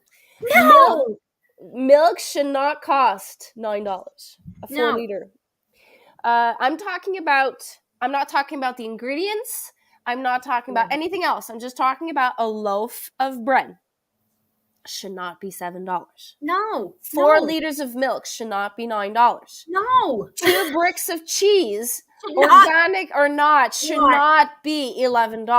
No. It should not be. But then you go at the store. Okay, so I cannot buy anything. Hello, Joam. I cannot buy anything that has corn in it. So that means I have to buy ingredients and make my own. Okay, so tell me, why is it that I can go with $20 in my pockets if I don't have anything to watch? You're making me hungry. That was bread. So you're gonna take a spaghetti sauce that's full of crap for on special 99 cents or $1.50, and then you'll be able to buy frozen stuff that's like super chemically like man-made and all of that. And then with $20 you're gonna leave with 5 packages or maybe 10 packages. And then how come I cannot leave with more than 2-3 packages of stuff, of ingredients? Because before, if you bought bulk items of ingredients, you would be able to like make your own food for cheaper. But now fast food is cheaper. Well, actually, it's not. It depends. Like, it depends what, but like you can buy for $1. You're making me hungry. Stop. Do you see the expiration date? No, I don't. December 20th. $4.49. That's a lot for you guys for bread. Of 2022. December 20th. It smells good. There's no mold. I made a sandwich out of this yesterday, and it's a little firmer than it was when I bought it. Bread is not supposed to last. December 20th was the expiration date. I made sourdough bread 4 days ago, and I already had to throw away 2 pieces. I had to throw away the last 2 pieces because they were molded, and it was only 4 days old. Mm-hmm. Well, that's another total concept. Like, when you make stuff, it's not the same expiry date. But it's just, and we've been saying this forever. When you raise the price of minimum wage, it means the store has to pay people more So Yeah. they have to raise the prices, so we're not ahead any. And then this new minimum wage bracket actually put people into the next tax bracket, they were saying. So Yes, now you they're get- actually making less than they Yeah, were. I remember when I got my first bonus like 10 years ago. No more than that. It's been 6 years that I stopped working. About 15 years ago, my first bonus, like in 2007 or 2008.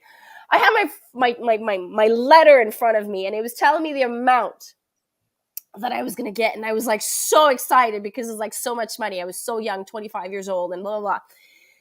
And then I get the receipt after deductive of tax. I was imposed 52%.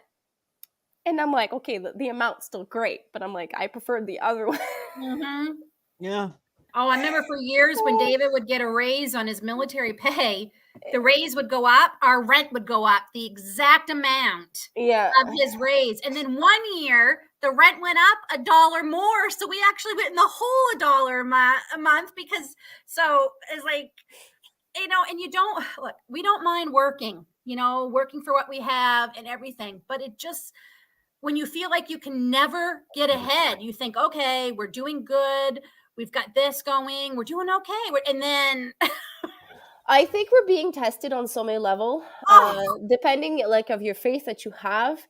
I used to go down the spiral of, oh my God, what am I going to do? What am I going to do? What am I going to do? And then like you go down and down and down, and then you do stupid shit because, sorry my language, you do stupid things because what if, but you're not there yet. So when I go down that spiral, this is where I say, okay, what's now? What's in my control now? What's not in my control? Well, then, even though I go, what if, I can't control it. Like, I can't do anything about it. So by focusing on what I can control and what I can change, I don't go down those spirals. I do so often go down those spirals when I see things. I'm like, what the world is going on? But like, I try to control myself, because then when I don't, that's where I'm going to do stupid things and I'm going to regret it, and it's going to weigh heavily on me. What I did last year, I thought I had to plant and grow every single thing because I kind of got a little bit. I fell into the fear part, right? But technically, like this year, I'm not growing dry beans. I'm buying dry beans. Me too. Well, if I said that when I found 3 packets that I guess I bought in the fall. Well, the only dry bean I am sowing is garbanzo bean. No. Garbanzos, yep. Yeah, thank you. Those are the only ones I'm planting because I want to try to can them to do what's it called? You do a dip with that.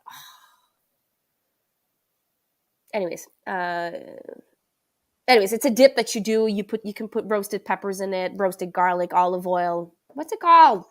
Chickpea? Yeah. Hummus. Yes, hummus. I want to do hummus with it. God, my brain is somewhere else. So I want, like, we eat hummus like maybe a couple of times a year. So I'm like, if I can grow a little bit, it's going to be fun. A fun experience. I got 2 seed packages of, like, I think I got 20 seeds. We're going to see how this can go far. But the rest, I'm either going to Costco, depending on price. If I can find organic black beans, a case, instead of buying and then canning, if it's on special at Costco, that's what I'll do. I will no longer grow potatoes. I refuse to grow potatoes because then the year after I have to do so much work, and there's limitations. Where I planted potatoes, I can only grow leafy greens and cabbages. I can't grow tomatoes and peppers and blah, blah, blah. So it's complicating the heck out of my life.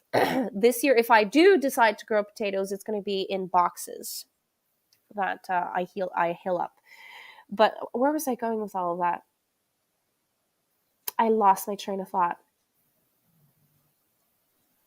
Oh God, I'm contagious.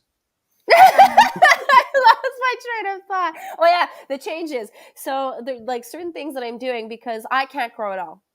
And since I can't grow it all, this is where I'm going to turn around. And if I see an organic deal this year of broccoli, cauliflower, celery, onions, even though I'm growing some here, I'm just going to buy it and then process it. I'm not going to go, da, da, da, da, da. It's not from your garden, because there's so much one person can do. And at the end of the season, if your pantry is full That's all that matters. Yep. And no, sorry, there's another thing that matters: your mental health. So if you have a full pantry and you're like, it's gonna take you longer to recuperate. So you want the pantry that's filled up, and you want your mental health to be high. Mhm. Let me just catch up on messages. I don't know if I said hi, the Butler family. Hello. How come it's free for me to get something shipped from other side of the planet? Okay, so they include their price, their shipping prices is in their items. For sure. Canada Post is a federal entity. They should offer free shipping. Yeah. Government offering something free? Right. I think you saw a unicorn and you just popped on it and you just like get your hair loose and go in the wind. Somebody's got to pay for it. I don't mind paying for shipping because I get you got to pay people to deliver. I just think what we're paying is ludicrous. Yeah. I know you're right, Patrick. That's what I'm worried about. But things don't tend to go back down once they've gone up. We can't do the same stupid things that the kings and queens did thousands of years ago. No. At one point, you can't starve your country. Some of us, they're trying awful hard. I know. Yeah, I'm not going to go down that rabbit hole, but at one point, when a starving dog is starving too much, things happen. I'm just going to let it like that. Yep. Every crown company is always so well run. Really? Really? Wait, I'm lucky I was not drinking my coffee when I was reading. How's our health care in our country right now? Oh, I'm not going to say anything. Wait a minute. I got people on Facebook telling me if Canada can give free health care, then we can give free health care. And I try to explain to them. It's not free. It's not free. We pay with our taxes. Yeah. I have a lot of Amish around me, and I heard from my bee banker that there is not enough housing around us, so they are living in barns now. Well, Angie and Mike have been living in a barn. We won't be able until he gets out of college. Oh yeah, talking about Aiden. Yeah. My 22-year-old son feels horrible that he can't afford to move out. Yeah. Well, here's the thing. If we go back prior to the war and after the wars, like World War I, World War II, kids lived with their parents, with their wives, their children, and they built a community under one roof. Yeah. Because that's what it was required, not to starve to death. Yeah. So after the World War II, in the 1960s, 70s, and 80s, people wanted independence. They wanted to move out. They were 16. They were old enough. They wanted to live. Well, now we've come back to full circle. We might have to live with our parents, or my kids live with us for a long while. We need to think about redefining shelter. Yeah. I mean, yeah. My house, that's what it is. It's shelter. I have a place. I have facilities I need to keep clean and hygienic. I have storage for plates and food and stuff like that. But a house is not normally a place where you're there all day. You're outside gardening or work, doing whatever. It's not. We've got kids now that are sitting in their rooms all day and all night, staying up on screens going, Yes. They were just talking on, I don't watch it very often, but it was a subject that was interesting to me on Dr. Phil. And he had psychiatrists on there and medical doctors and stuff. And they were saying how they're actually seeing physiological changes in teenagers' physiology. They're more hunched over, their eyesight. They're actually physically seeing changes to their bodies from being on screen so much. And then their brains are so different from even 15 years ago. Like, it was fascinating to watch, scary as heck. Of course. But because I have a teenager, I have 2 teenagers, and but I think we're trying to do a balance. I will say, before the world went upside down and pear shaped, as my friend Jeff likes to say, we were very, very strict about screen time. And then no friends could come around, couldn't go to school. What could he do all day? The only way he had to talk to his friends was through his Xbox, right? So some of the rules kind of got, shifted a bit, because we had a rule Monday through Thursday, Sunday through Thursday. You could not be on any gaming at all because it was school nights, you had homework, whatever. And we stuck to that right up until the world crashed. And We then, almost want to say the world ended. oh, I know. And then he's almost 16 too now. So now he's got his own, independence and stuff.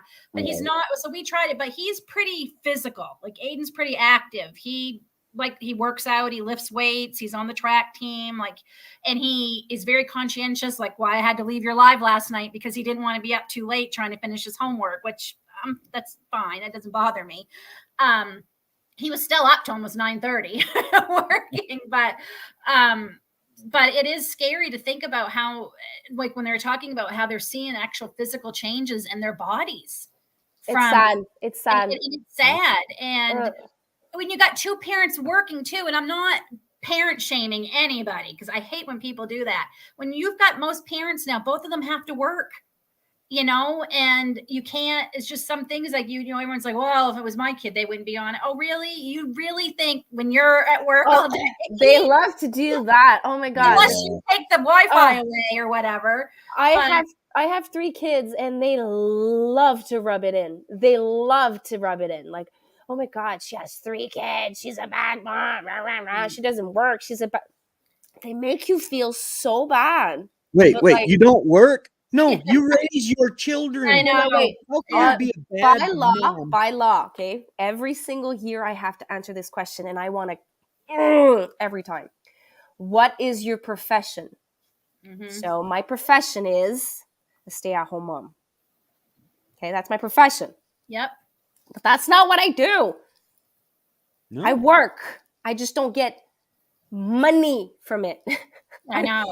So one year I wrote, what's the translation? I run a self-sufficient farm for my family. Yep. And then one of them asked me, what is that? Running a self-sufficient farm in my backyard for my family. It's pretty self-explanatory. Like, that's what I do. It's like, yeah, but you don't work. Have you ever gardened? Yeah. I was like standing in front of my son's. It was not a teacher. I bet he was higher up before 9 a.m. than most people. He's like, but you don't work. I'm like, I'm like, can you define what you mean? Because I was so angry when he said that. He's like, well, you don't bring in money. I'm like, I run a self-sufficient farm. I don't bring in money, but I work to bring in food for my family. Make a living making a living. Yeah. So instead of giving a good or service or your time to someone else to make them money, and then they toss you a little bit, you actually. So my kids don't go to daycare in the morning. So they go at school, they take the bus. So they are in the bus at 7:30 in the morning. Sorry, 7:45. So they walk to school around 7:30. So they leave the house around 7:30 in the morning. And they are at the house at 3:30 at night. So 7:30, 9, 10, 11, 12, 13. So they're gone 8 hours. Everyone that does not take the bus and go home are at school for 10 to 12 hours. Some students are there at 6 o'clock in the morning, and they leave at 6 o'clock at night because both parents work. So I drop off my kids at 7:30, and they come home at 3:30. So I only take the minimum requirement of everyone's time at school. and I don't pay for the extra hours. So, and then he says on another subject, he says, don't put your kids too long in school. You need to take care of them too. I'm like, well, I was like, listen, idea. he was not speaking specifically to me. He was speaking to an entire class of parents. But before, he made me feel like, I'm not going to say the word, because I was not rewarded financially, not working. But then he's like, don't forget, don't leave your kids too long at school. You need to educate them. So I'm like, that's what I'm doing with my kids. Yeah. Like, I chose this lifestyle so that they're only at school 8 hours a day. And I chose this lifestyle so I can feed my family. I chose this lifestyle so I can have better quality food. I should be getting paid by someone because, I work. I'm a mom. I'm a teacher. I'm a nurse. I'm a cook. I'm a homesteader. I'm a gardener. And let's look down on here in the States, because now we've gotten to the point where there are teachers and school administrations that literally are trying to tell parents what is best for the kid. You don't know what's best for your child. We do. No. Unless the mom or the dad or the whoever takes care of the children sleeps in parks at night and neglect their children. Yeah. No one should be told how to raise your child. The woman has the child inside of her for 10 months, pushes that thing out.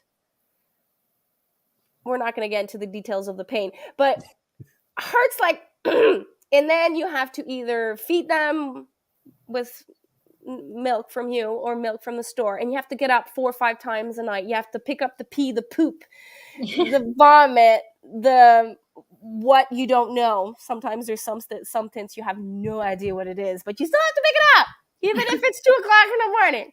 And you do that for 18 years of your life, regardless of the age.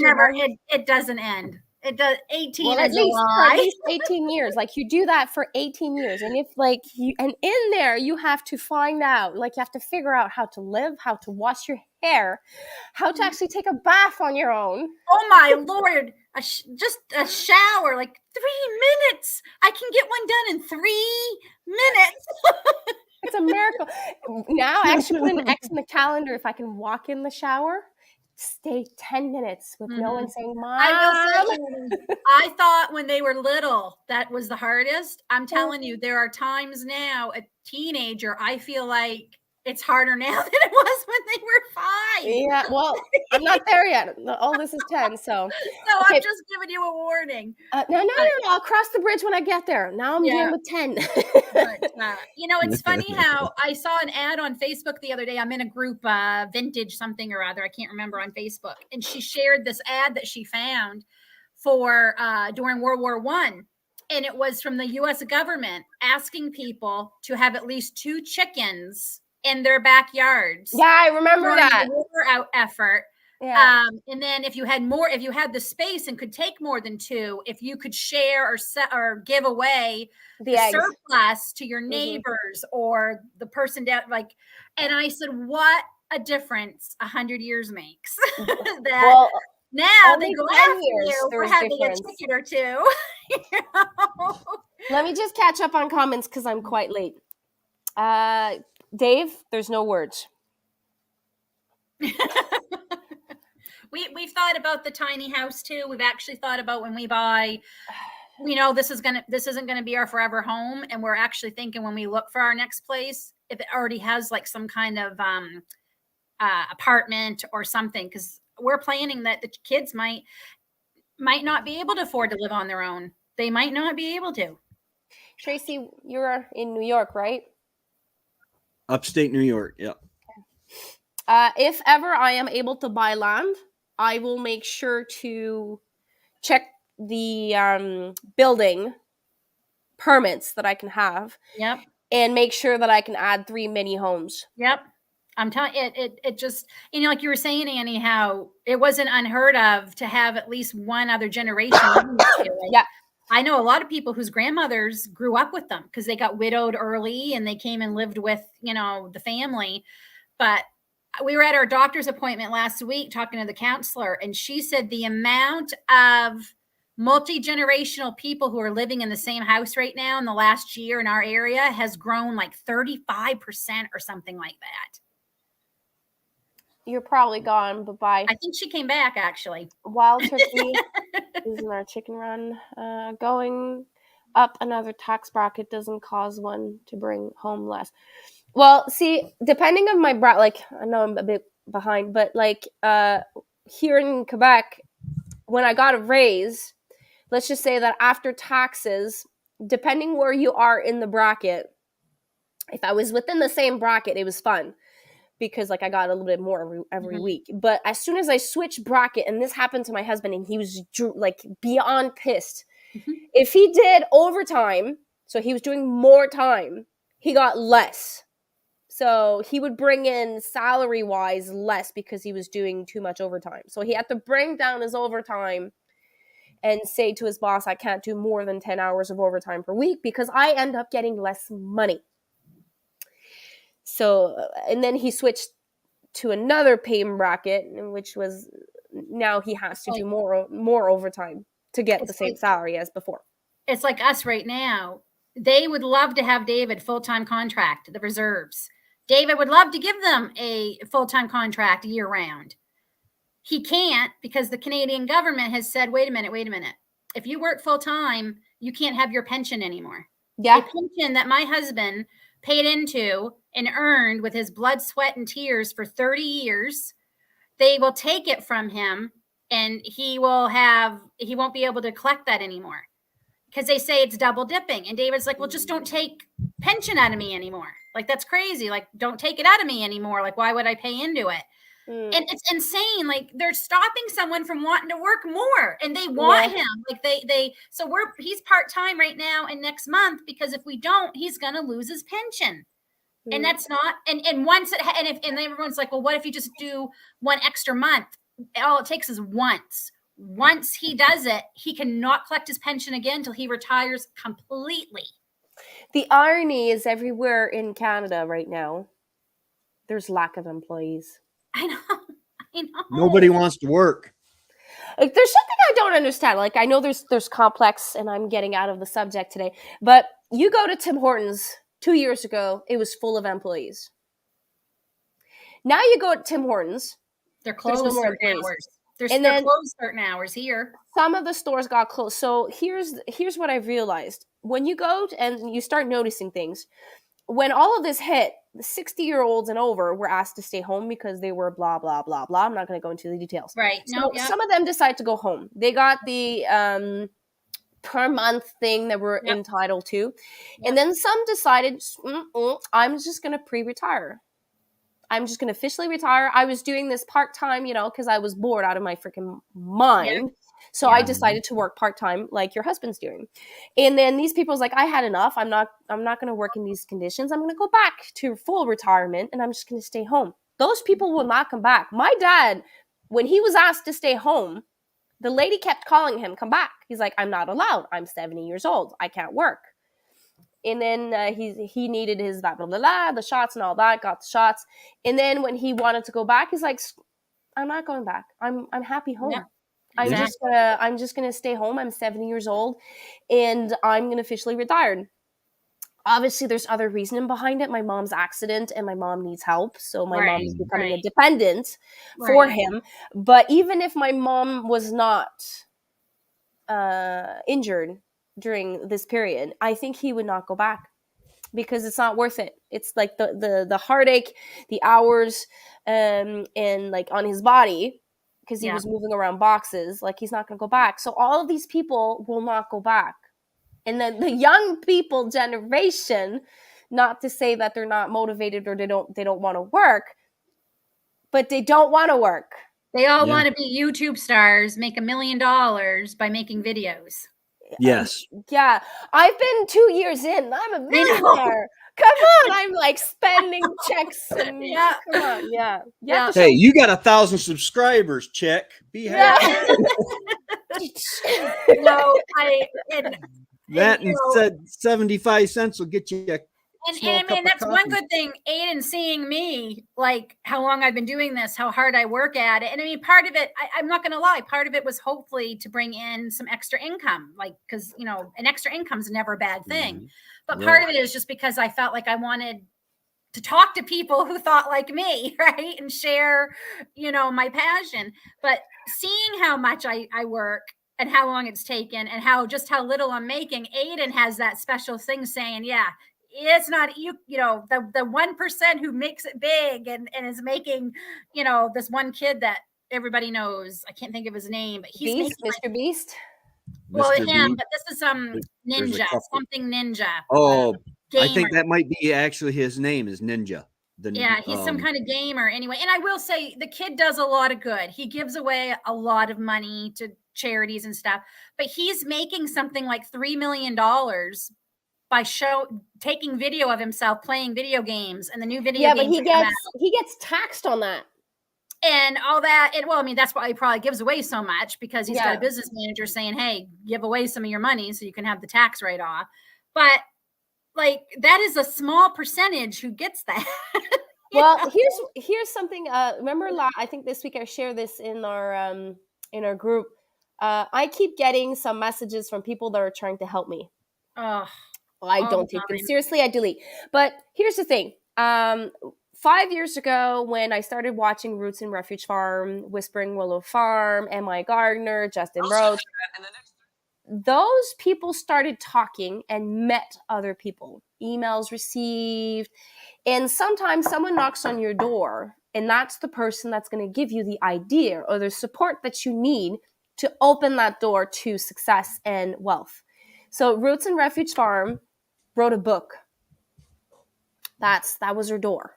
Mm-hmm. She built her community. Obviously, United States have like a bigger pool of people, and she had the background of like filming and pictures and all that, the beauty. And then when that book came out, that was the first door for her, like the first book. And then people were sending her stuff. What's the name? The Growers Solution were sending her stuff to open. Some people receive freeze dryer to open to test. Like, those are the doors that once that door opens, that first door, then that's when the opportunities of making more income comes in. But we need to get to that door. And because of your story and someone yeah, like I get them all the time and I just literally delete. I mean, some of them are obvious. I can, like, literally the one I keep getting is the one who hacked me. They just changed their first name, because everything else, and they changed the company, but all the writing, the punctuation, like everything is like a form, and they just change a couple of things. But there's been a couple that I'm like, are you, but I don't trust it. Yeah. I just don't trust it. And I get whenever I share on Instagram, like whenever I say, hey, new video is up on Instagram, because I always share it on my Instagram too, I always get messages from creeps. I guess I'm just, all the creeps come to me. And then I always get the ones with, hey, I can help you get more viewers. I can help you get more subscribers, blah, blah, blah. I just delete. And I get them constantly. I got, remember when I was so close from 1,000 sub and my 4,000 hours? I got someone that trolled me twice. The first time sent me a message, I deleted, didn't do anything, and I didn't even open it.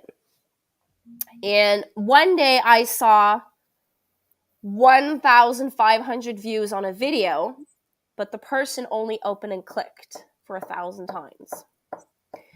I suspected it was him, because his message was, if you pay me a certain amount of blah, blah, blah, I'll give you 1,000 subs and likes. Like, he was giving me like all of that. And then like a couple of days after that, I saw that trolling happening. But that hurt me so much, because like that video was average time 4.5 minutes. But because of his 1,500 clicks, it brought it down to 56 seconds. But that was my video of my dip for Dip December. Oh. So, and then YouTube caught on to it, removed me. all those things and brought me back to my original 500 watch time and 4 minutes and something. You know, So, I just but wish it there happened was, twice because I I got just wish another. they had a better system to help us, because I also know there's quite a few YouTubers who I follow, other things, crafters and stuff, and they like to have contests and giveaways and stuff. They are being like copied, like there's people pretending to be them. They're scamming many of their subscribers because they're saying, "Hey, you won. Email me this," and all, and like and they're hacking them, and Yeah, it's so that's one of the things that bad. I'm hesitant to do live stream giveaways. That's like I'm not, I didn't reach my 4,000 hours, so I didn't do my Right, I didn't right, do my celebration giveaway yet. But right. I'm hesitant to do it because I know I'm a small channel, but at one point there's going to be trolls trying to, Mm-hmm. do stuff or interpretate me and then get I frustrate some entered of the view. I entered one of the contests that the lady was having, and I got I didn't get an email because they don't have my email, but they put on my comment, "Hey, you won," and they made it look like her. So I just reported it because I know, because they're asking, like she said, "I will never let you know if you won this way. Like, this is not how you'll know, Yeah. right? And I'll never ask for your information." And it's real. And I just in the last week, I'd say probably 8 or 9 channels of people I follow, they've all put out a video saying that there's people pretending to be them. And I'm like, what? And Well, it's Quebec just, Homestead just got ghosted a week something ago. I got a response from one of a comment I made on one of her videos or posts, I can't remember. And then there's this, I see her face, when she's holding her garlic yeah, cloves. And then the person answered, one, it's not even her style. The way that the person answered is not even everyone has a flavor of answering a comment or yep, whatever. I'm like, that's not even her. And then I clicked on it and there's 0 subs. yeah, So yeah. I immediately contacted Mallory and I said, Mallory, someone's like doing something with your profile picture. And I reported it, but they did it to me, to Darren, to a couple of others. So, and we all reported it, but still, like, her channel is big compared to ours. It's just so frustrating. Yeah. So that's why like that door for me is probably going to take a long while to open because I have a lack of trust. Yeah. I just did a little research. There are 113.9, so 114 million YouTube channels. Active. Active YouTube channels, 114 million, and only 2 million have 10,000 subscribers or more. Wow. That makes me feel better. That makes me feel good. So, because it seems like, like we're the only ones, right? Yeah. Over 10, only 2 million. That is, I That's don't know how to work out the percent. No, I know. it's not compared to the 114 million. Yeah, but like some of those channels are active, but there's no videos content, so the numbers could actually be lower. Like my French channel, I haven't posted since last summer, Right. but it's still considered an active channel because people are still watching my videos. So maybe 100 million. Still 100 million to 2 million. I'm trying to figure out the percentage. 2%. It's That's 0.0002%, I think. What did you Well, say? out of 100 million, 2 million would be 2%. Because out of 100, 2. Yeah, it's 2%. Well, that's a lot. I find it's a lot. I don't Really? I don't think so. Not when you think, 2%. Because these people work through the 1,000 subscribers and then the 5,000, and like these people 2 work their million. ass off. Yeah, Yes. 2 million people are probably, but yes. The thing is, if it was more than 2%, we, like us, the little channels would not be able to get to 1,000. Right. That's why I say it's a lot. Maybe I'm not seeing it the right way, but that's how I see it. It's just that it is it is not as easy as people say. They say, "Oh, I want to be Mr. Beast," or I want to be the ninja guy," or Yeah, but Mr. whatever. Beast had a lot of help when he Mr. Beast started. had a lot of help, and he actually gets sponsors. Yeah. To tell you the truth, he said, from what he says now, and I know creators kind of downplay their stuff sometimes, but from what he says, he makes enough from a video to pay his guys and to pay for the rest of or to pay to make that video. If he gives away, say, $10,000, then he probably, he himself or his company or whatever you want to call it, probably made $12,000 off it. If he gives it. So he I gives didn't even out. know who he was until a couple months ago. The only reason why I know who he is because there was a scandal online. That's how I found out about he was it. going Yeah, to Walmart yeah. and he was going to pay for everyone's grocery inside the store. So they would lock the door, walk in, and then like pay for everyone. Anyways, but then an employee spilled the bean and told everyone and created this chaotic thing in Walmart. Everyone was taking everything from the and then filling baskets and everything and created havoc in Walmart. And then you see this lady, it's like, he's not coming. Someone talked about it and it's like, he ruined it for you guys. So, and then Walmart had to pick everything up. Yeah. Because the customers just left their shit there. But sorry, said the bad word. That's okay. It's not the first 8 seconds. No, they. I had a friend who followed him, and that's how I found out about it. I find it sad because he was going to do a good deed, and that person that opened her mouth or his mouth or whoever's mouth it is, he probably got fired. I hope. Well, no, I don't wish anyone getting fired, but I hope he got reprimanded a lot because Walmart lost a lot of money because of that. Yeah, they can afford it. Johan, by law, there's no definition of that homemaker. Like I can't put on my tax report that I'm a homemaker. I'm either a stay-at-home mom, or no. There's no other way. Unless I own a business, unless I decide to go and register Back to Basic Homestead as a business, this is where I can put like business owner or whatever. But then Fred would lose the benefit of me being at à charge. I don't know how you say it.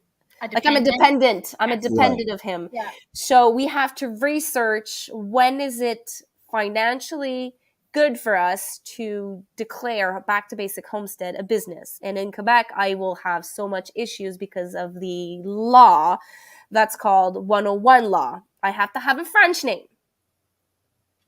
Oh, jeez. So I don't see how Back to basics, eh? Yeah, back to basics. Yes. Back to basics.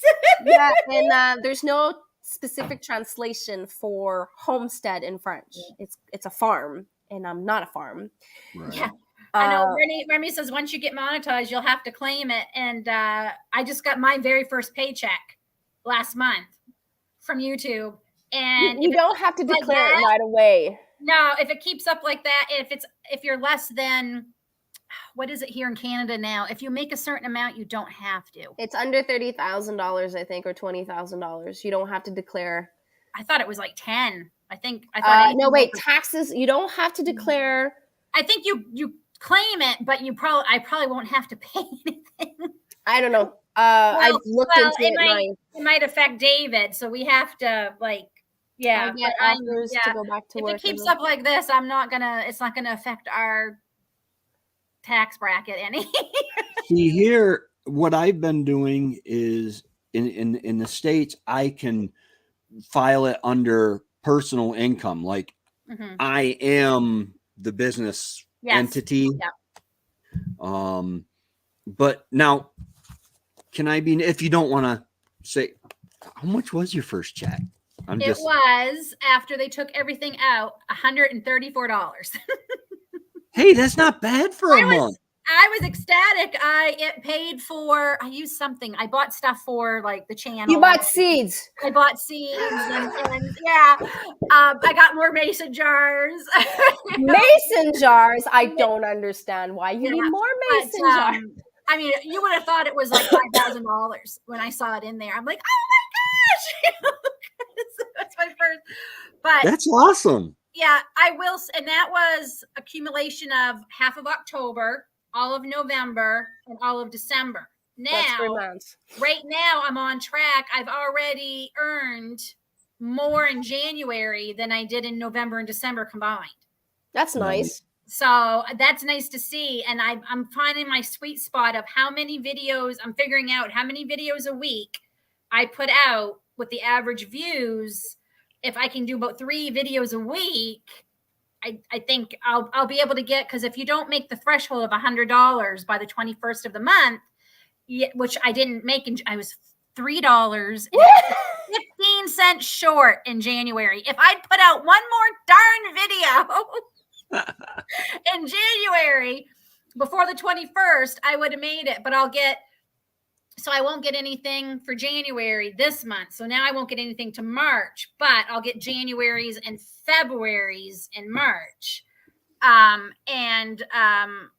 It'll be more. I think it's going to be more than my first check. So that's nice. But if I can figure that out so I don't have to miss a month, you know what I mean? If I can keep getting it every 21st, it's not a huge amount, but it's enough to make, $150 a month is enough to make a difference for our family. It can pay for Canva, StreamYard, it can and help pay for some of that. On my AdSense, they pay out at 100, but for my website, because they finally approved me to put it on my website. I can't get approved yet. I think I've been open like a month with ads on my thing. I have made $8.12. Somebody's clicking on the ads, man. I'm like, that's cool. Yep. That's 12 cents more this month. Yep. Well, $8 is coffee for a month. Yeah. More than that. Well, I mean, 150, like you said, it does pay for my Canva and a few other things, but it also pays for all the extra gas I'm going to have to be using to pick Aiden up from school for track. Yeah.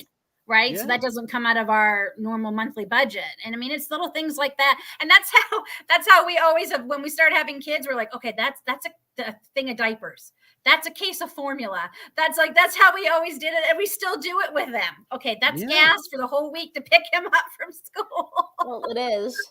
I mean, I would love to make enough, obviously, like dreaming. If I want to dream big, I'd like to make enough, a big enough living that David could retire 100%. We'd have his military pension, my income, and we could homestead even bigger full time. David would love that too. Like he said, so if you just rode on your unicorn and you just that's the big dream. Fly. The realistic dream, if I could even make just enough a month to cover the kids' braces every month, because we no longer have insurance for them, we reached the maximum, and we still have 2.5 years of braces left. If I could just make enough to cover that payment every month, I would feel like I was a millionaire. That sounds like a car payment. It is. It's $400 a month. Yeah. For them. They're like I said, I'm not joking when I say they are wearing our anniversary trip to Ireland in their mouths. Ouch. Well, I want to try. I don't think I'll be able to do it now. Like I have every single day, there's like stuff that I don't have time to do. I want to add the website, and I want to find something other than Redbubble to create merch. I'm trying that right now because I don't want it here. I don't want to do the shipping. Yeah. For me, what I'm trying to find is somebody who can give me a good deal bulk, because I can make a lot of things myself. I can, but I can't keep the cost to be reasonable because I can't get the deals like on t-shirts, for example. You got to buy bulk. Yeah, I can't get the deal where I could get, maybe if I get t-shirts for $5 a piece, then what's going to cost me to make them. And I never charge for my labor, which is crazy, I know. But, if I could even make $10 off a shirt, I'd be considering that good, but I can't Yeah. find the shirt. And I've tried around here and the printers. I can't right now. The cheapest I could and to try to make any money off a shirt, the cheapest I could search. Say that 5 times fast. Sell That's it'd be like $38, $40. Who's gonna pay that? I wouldn't pay that for a t-shirt. You know? That's a lot. The best I found other than Redbubble, because Redbubble promotes your stuff too. Yeah, but you have to figure out how the promotion works. Right. Oh, Lord. But that's I've had them for a Teespring. year, and my first sale was the sticker you bought from me. It's Teespring. I did good on what is it, Print Shop. I had, and I the t-shirt I have from Print Shop, I've had it for about a year now, but it's getting to where my emblem is almost gone. There is a guy, a YouTube channel called Matt's Off-Road Recovery. What he does is he goes off-road to recover side-by-sides, four-wheelers, Jeeps. He's out in Utah area, and I would imagine you're paying a good amount of money because he's very specialized. Mm-hmm. He has to be able to not only get in and out of places that people get stuck, he has to pull them out of it. He has 1.41 million subscribers. So 1.5 million subscribers. And Trevor and I figured it out, or watched a video where they figured it out. On YouTube, he makes about $48,000 a month. A month. He pays cameramen to go with him. He says the reason why the cameraman doesn't put down the camera to help us is because this is what you'll see. And he set the camera on the ground and all you see is black. Right. But he is, and that's on top of what he's making in the business. Yeah. You know? Yep. I know. I mean, there's could you one lady. imagine? I know. Can you imagine that? $50,000 a month. Oh my gosh. I'd be happy with 2. Me too. Yeah. Me too. 2,000 would be beautiful. That would. I would be like riding my unicorn with 10 for sure. Oh yeah. I mean, 2,000 a month is roughly what I was making before I lost my job in 2020.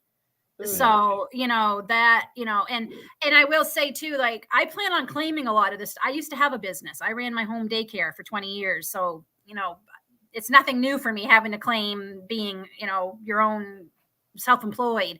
Yeah. And don't forget, we can claim this stuff. You can claim portion of your internet. You can claim your Canva. You can claim, it's probably not going to, well, I won't be doing it. We'll see how the year goes. Like, I mean, if, you know, if the year goes like this, I won't. Oh, we lost Lynn. Lynn? At least it didn't catch her at a bad second, you know. Yeah, like oh wait, I just saw that we've been on for 2 hours and 15 minutes. Wow. And then I was wondering why I was like starving. Want a pizza roll? Send it by mail. I should receive it tomorrow. Lynn, I'm gonna wait like maybe a minute to see if you're back on. If not, I have to go eat. I'm starving, and I have to finish my garden plan. Like I was supposed to finish it yesterday. Let's see comments. 5 a month, I would probably be able to retire my husband. Yeah.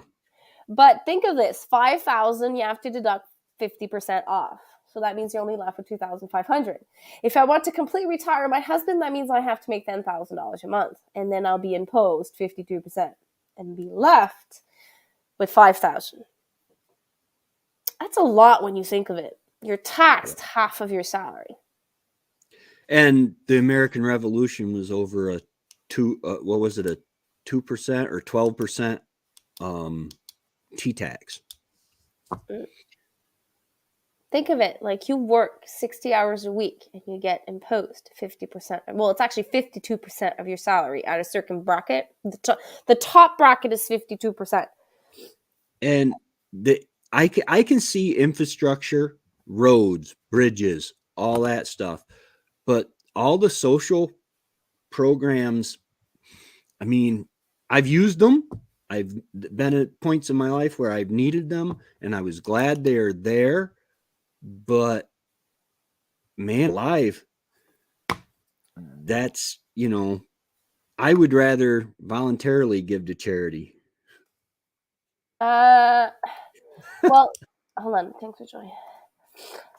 The thing is, being imposed that much, I would expect much more. Yes.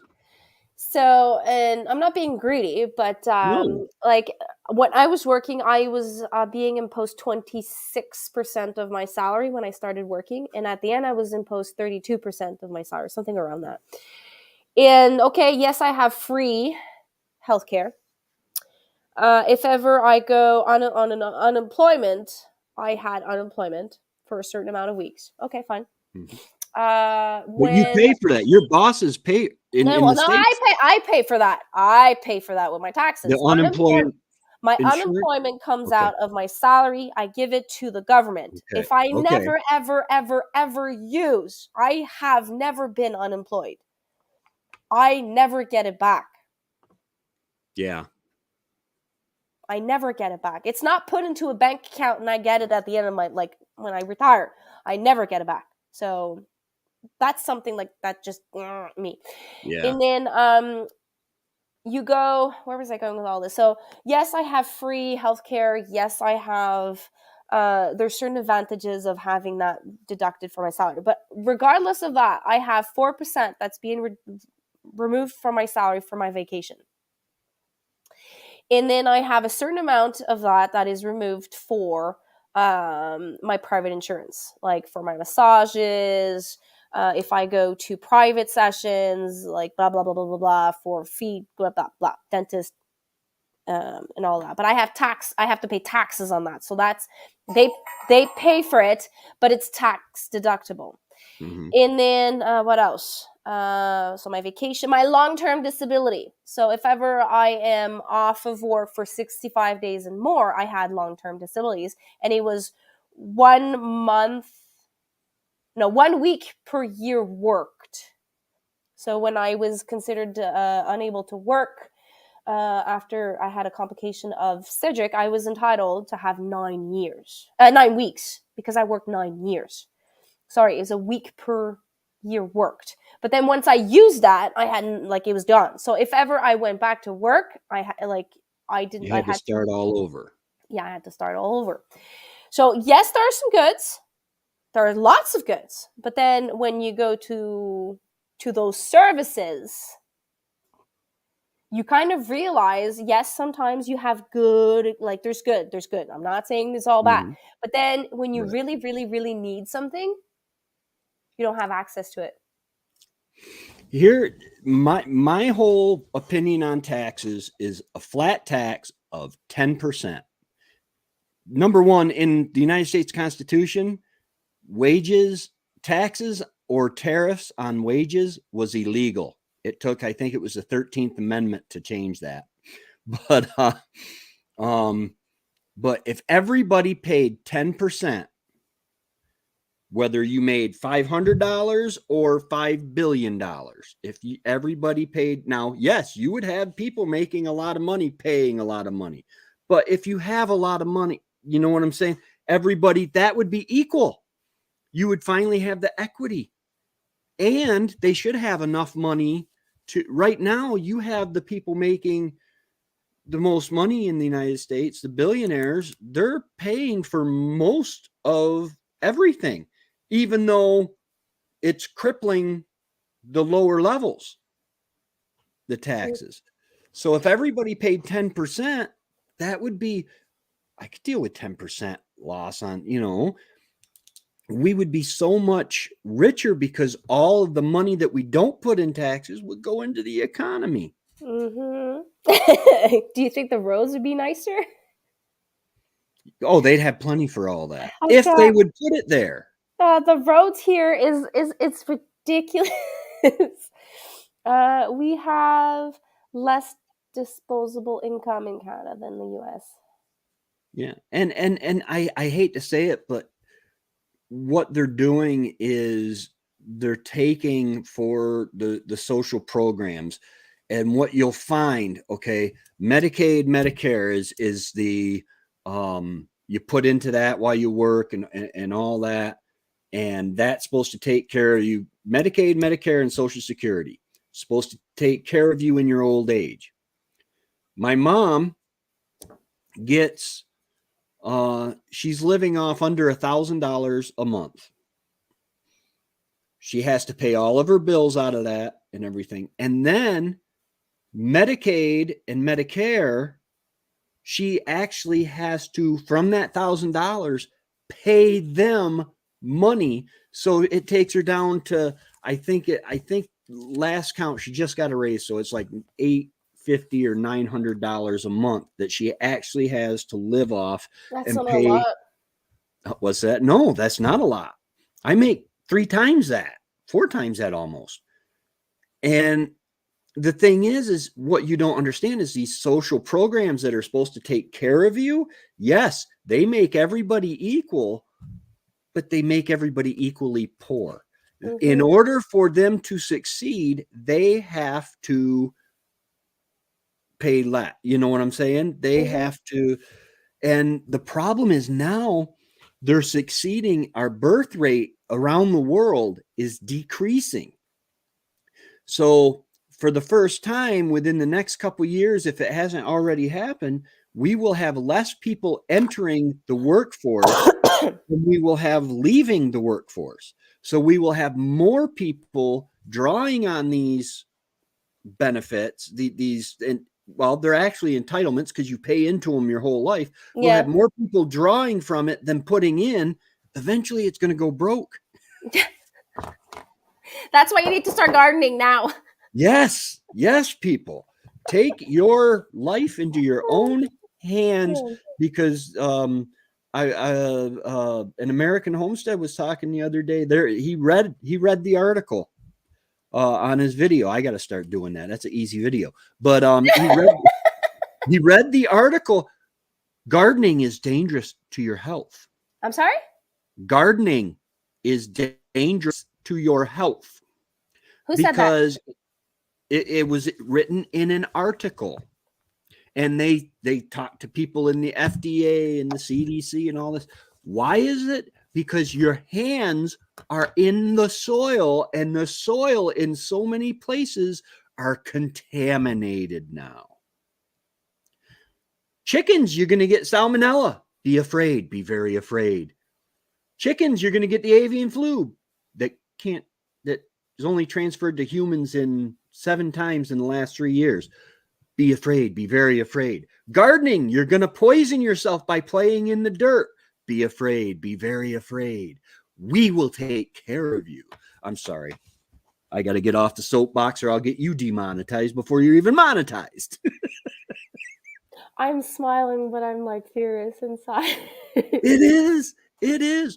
And there are people buying into this stuff. They want us to stop eating meat. There is a whole organization within the United Nations that wants us to stop eating meat. And eat bugs. Yes, and eat bugs, because chickens fart and cows fart. Methane is a greenhouse gas. Late stage capitalism, infinite growth and consumption and population is impossible. Yep. Oh yeah. There's always a rise and there's always a fall. I never thought that in my lifetime I would see the fall. Yeah.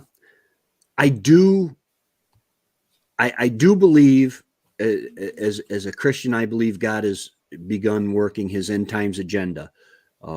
If you look at Matthew chapter 24, where Jesus says all these things are going to happen before, when the end is close, he calls it the beginning of birth pains. We're there. But I am encouraged that if he doesn't come back soon, we are going to go into some severely hard times, which in the cycle of history will create harder, stronger people that will begin the process again of making better times. You go through this cycle where you have hard people make good times, then their children or grandchildren or whatever, a few generations later, get soft and everything goes downhill, which then makes stronger, harder people. And then a couple generations later, their kids and grandkids get soft. And Do you hear yourself? Like, we don't learn from our mistakes. no, we don't. We're erasing history right now. It's ridiculous. Like, we keep doing the same stupid mistakes. It's like, it's really warm. You're going to burn yourself. Like, if you put your one finger there, you're going to burn yourself. Okay. 2 minutes later, touch it. It's like, I just told you, like, don't do it. You're going to burn yourself. And we're adults. We should have learned this lesson. But like, I don't want to say this, but like, I know I might offend some people, but when you do something for the greater good, like, it has to be for the greater good.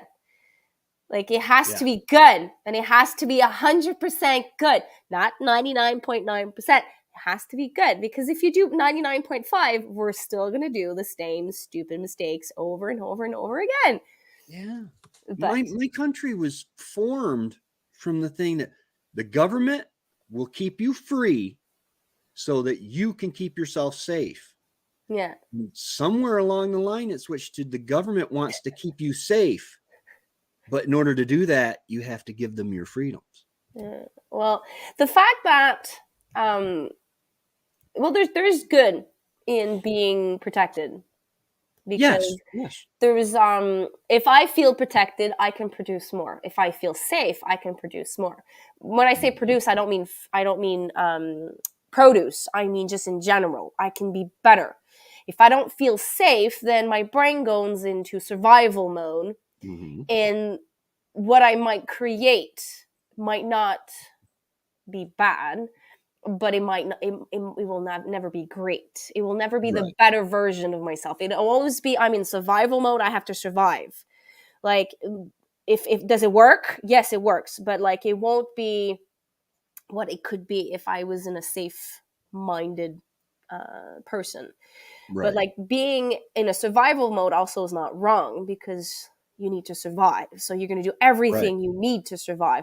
But like, if you can be like in the middle of all of that, like survival mode, not feeling threatened, but safe, not feeling threatened, like in the middle of all of that, you would be able to create so much more. Yeah. And the funny thing is the feeling of safety actually is contradictory to it will kill the survival mode in you. Yeah, well, that's why I say you have to be in the middle of both. Find that sweet spot. Because I got people saying, "Oh, you're this, that, and the other. You want the world to be back to the wild, wild west." And I'm like, okay, I've read a couple history books in my time. The Wild West wasn't the Wild West. They had certain legislation on things in the Wild West. In fact, the OK Corral was fought because people wouldn't hand in their things when they came into town. And I don't know. If the government gives me the freedom, I can protect myself. Now, against foreign powers, I need that protection. I'm not big enough to go up against Canada's army or Mexico's army. I'm not big enough to protect myself from another country. But for the most part, even a large enemy of a neighboring town or whatever, I can get my community together and protect myself. We can protect ourselves. This is like sad truth. You would think that once you found something to keep you safe, to nourish you, to feed you, to shelter you, you would treat it as if it was a god. I hope I'm not insulting you, but No. I would treat that thing or place that has provided me with all of that with so much respect that I would never destroy it. But I don't get it. Why are we so destructive? That's like a story, an entire life we could do. Why do we Yeah, why do we destroy instead of because preserve? we I, forget we literally have people tweeting about the evils of capitalism on a $500 cell phone that some of them never had to pay for. It was given to them. You yeah. know, Well, it's it's true. If you've worked hard all your life, you don't have the same visions as someone that was handed out things all right. their life. I'm not saying they're bad people, No, they're not but bad if you people. had to work and fight your way through adulthood, father, mother, teacher, or you just grew up in a very comfortable household and you were given the opportunity of being the best of person because you were able to have finance, like the finance to have the better education, but you never had to struggle for it, like it was given to you. I'm sure that when you become a teacher, your passion will be different than someone that had to work 5 jobs Mhm. to be a teacher. Like the passion Yeah, that comes out of that person will be, I'm not saying the one that was given the education will not be a good teacher. I'm just saying that her passion will be completely different. right. If she sees or he sees a troubled child, the way of approaching that troubled child will be different than someone that was brought up in a very comfortable situation. We need both of these people, Yes, absolutely. but not And to destroy at the end. no, and the thing is I learned. Okay, I didn't learn. They tried to teach me trigonometry in school. I'm still mush with that. Yeah, but you know what? It wasn't until I was in my mid to late 20s that I learned how uh to balance my checkbook. Yeah, true. Um, I think I would rather know how to balance my checkbook. That I'm not saying it's not important, but I think it is as important to understand math on the higher level than to understand the basics of life. How to yeah, run a household, how to run a how to do budget. your taxes, Yeah. which with the tax systems that we have in place now, I would imagine it's close to the same. And I wouldn't even attempt to do my own We do taxes. our own taxes. It's not Do you? they're in we buy the every year we have to buy the, I think it's Impôt Expire, something like that. Anyways, it's a website, you go on it and you pay for it, and then you have unlimited access to people to help you out. Okay. So let's just say the first year we did it, I was like the dependent for the first time. We didn't know how to do it. We asked some questions. We send them our like we went back and forth, and then they say, okay, you didn't do it right. This is how you have to do it, and then you send it. But we have the same guarantee. If there's anything wrong with our files, we have the opportunity of revising it. Like if they send us back and they tell us we made a mistake, we have a certain amount of months that we can ask the questions on the platform, and it's So, okay. If I was self-employed, mhm. I might use someone to do my taxes. Well, yeah, if you have to itemize Yeah, and stuff but like that. the if it was just my husband's revenue, it wouldn't be complicated. It's because we have children. Like we're dependent, Mhm. the kids are dependent. Then I have the school. Like there's things that the schools like we can put on our taxes. The day camp I can put on my taxes. The teeth, if we have too much, if we paid too much, we can put that. The medication, everything that we paid medical wise, or I paid for the kids, I have to put that on my taxes. But I need the receipts. So those things are what's complicated. But like you take the receipt, you fill it in. You take the other receipt, you fill it in. Right. So it's like step by step by step by step by step by step by step. So it is doable. It's just you need to be patient. Yeah. Patience is the key. Yeah. You know I'm how much they charge for a couple to do taxes now? Basic no. $120. Oh my God. That's what the guy wanted to charge us 6 years ago, $120 because we had so many things to add. You know those things that you need to fill in. He's like, you Yeah. have so much. I'm going to charge you $100 and something. I think it was 110 or 120. My husband's like, what? I'm wanting to say H&R Block is 300 and some now. I think Trevor was telling me it cost him like $300 to file his taxes. And then you got like, is it QuickBooks, or I don't want to speak out of school, but one of the big computer where you do it all online. They had a lot of mistakes that are coming back, people being audited, and they're like, wait a minute, this was guaranteed, that it was right. Yeah. Well, since the last 2 years, we've been receiving so much money from the government, tax free. I know that it's probably going to be like very, very audited. Like we didn't receive anything from the government. Like I had no compensation. So when my husband went from 60 hours a week to 38 hours a week, we had no government supplements. We had to survive. Since I wasn't working, I had nothing. I didn't receive nothing from the government. So our taxes will probably never be audited because we didn't receive any government supplements within those 2 years. The only thing we receive is the government were handing out checks to help us out. Like we received $500 here and there, but it was given to us by them. Right. So it was directly deposited in our account. So we were already evaluated for that. So being audited, I don't think we will, but the people that are, I would be so stressed. Oh yeah.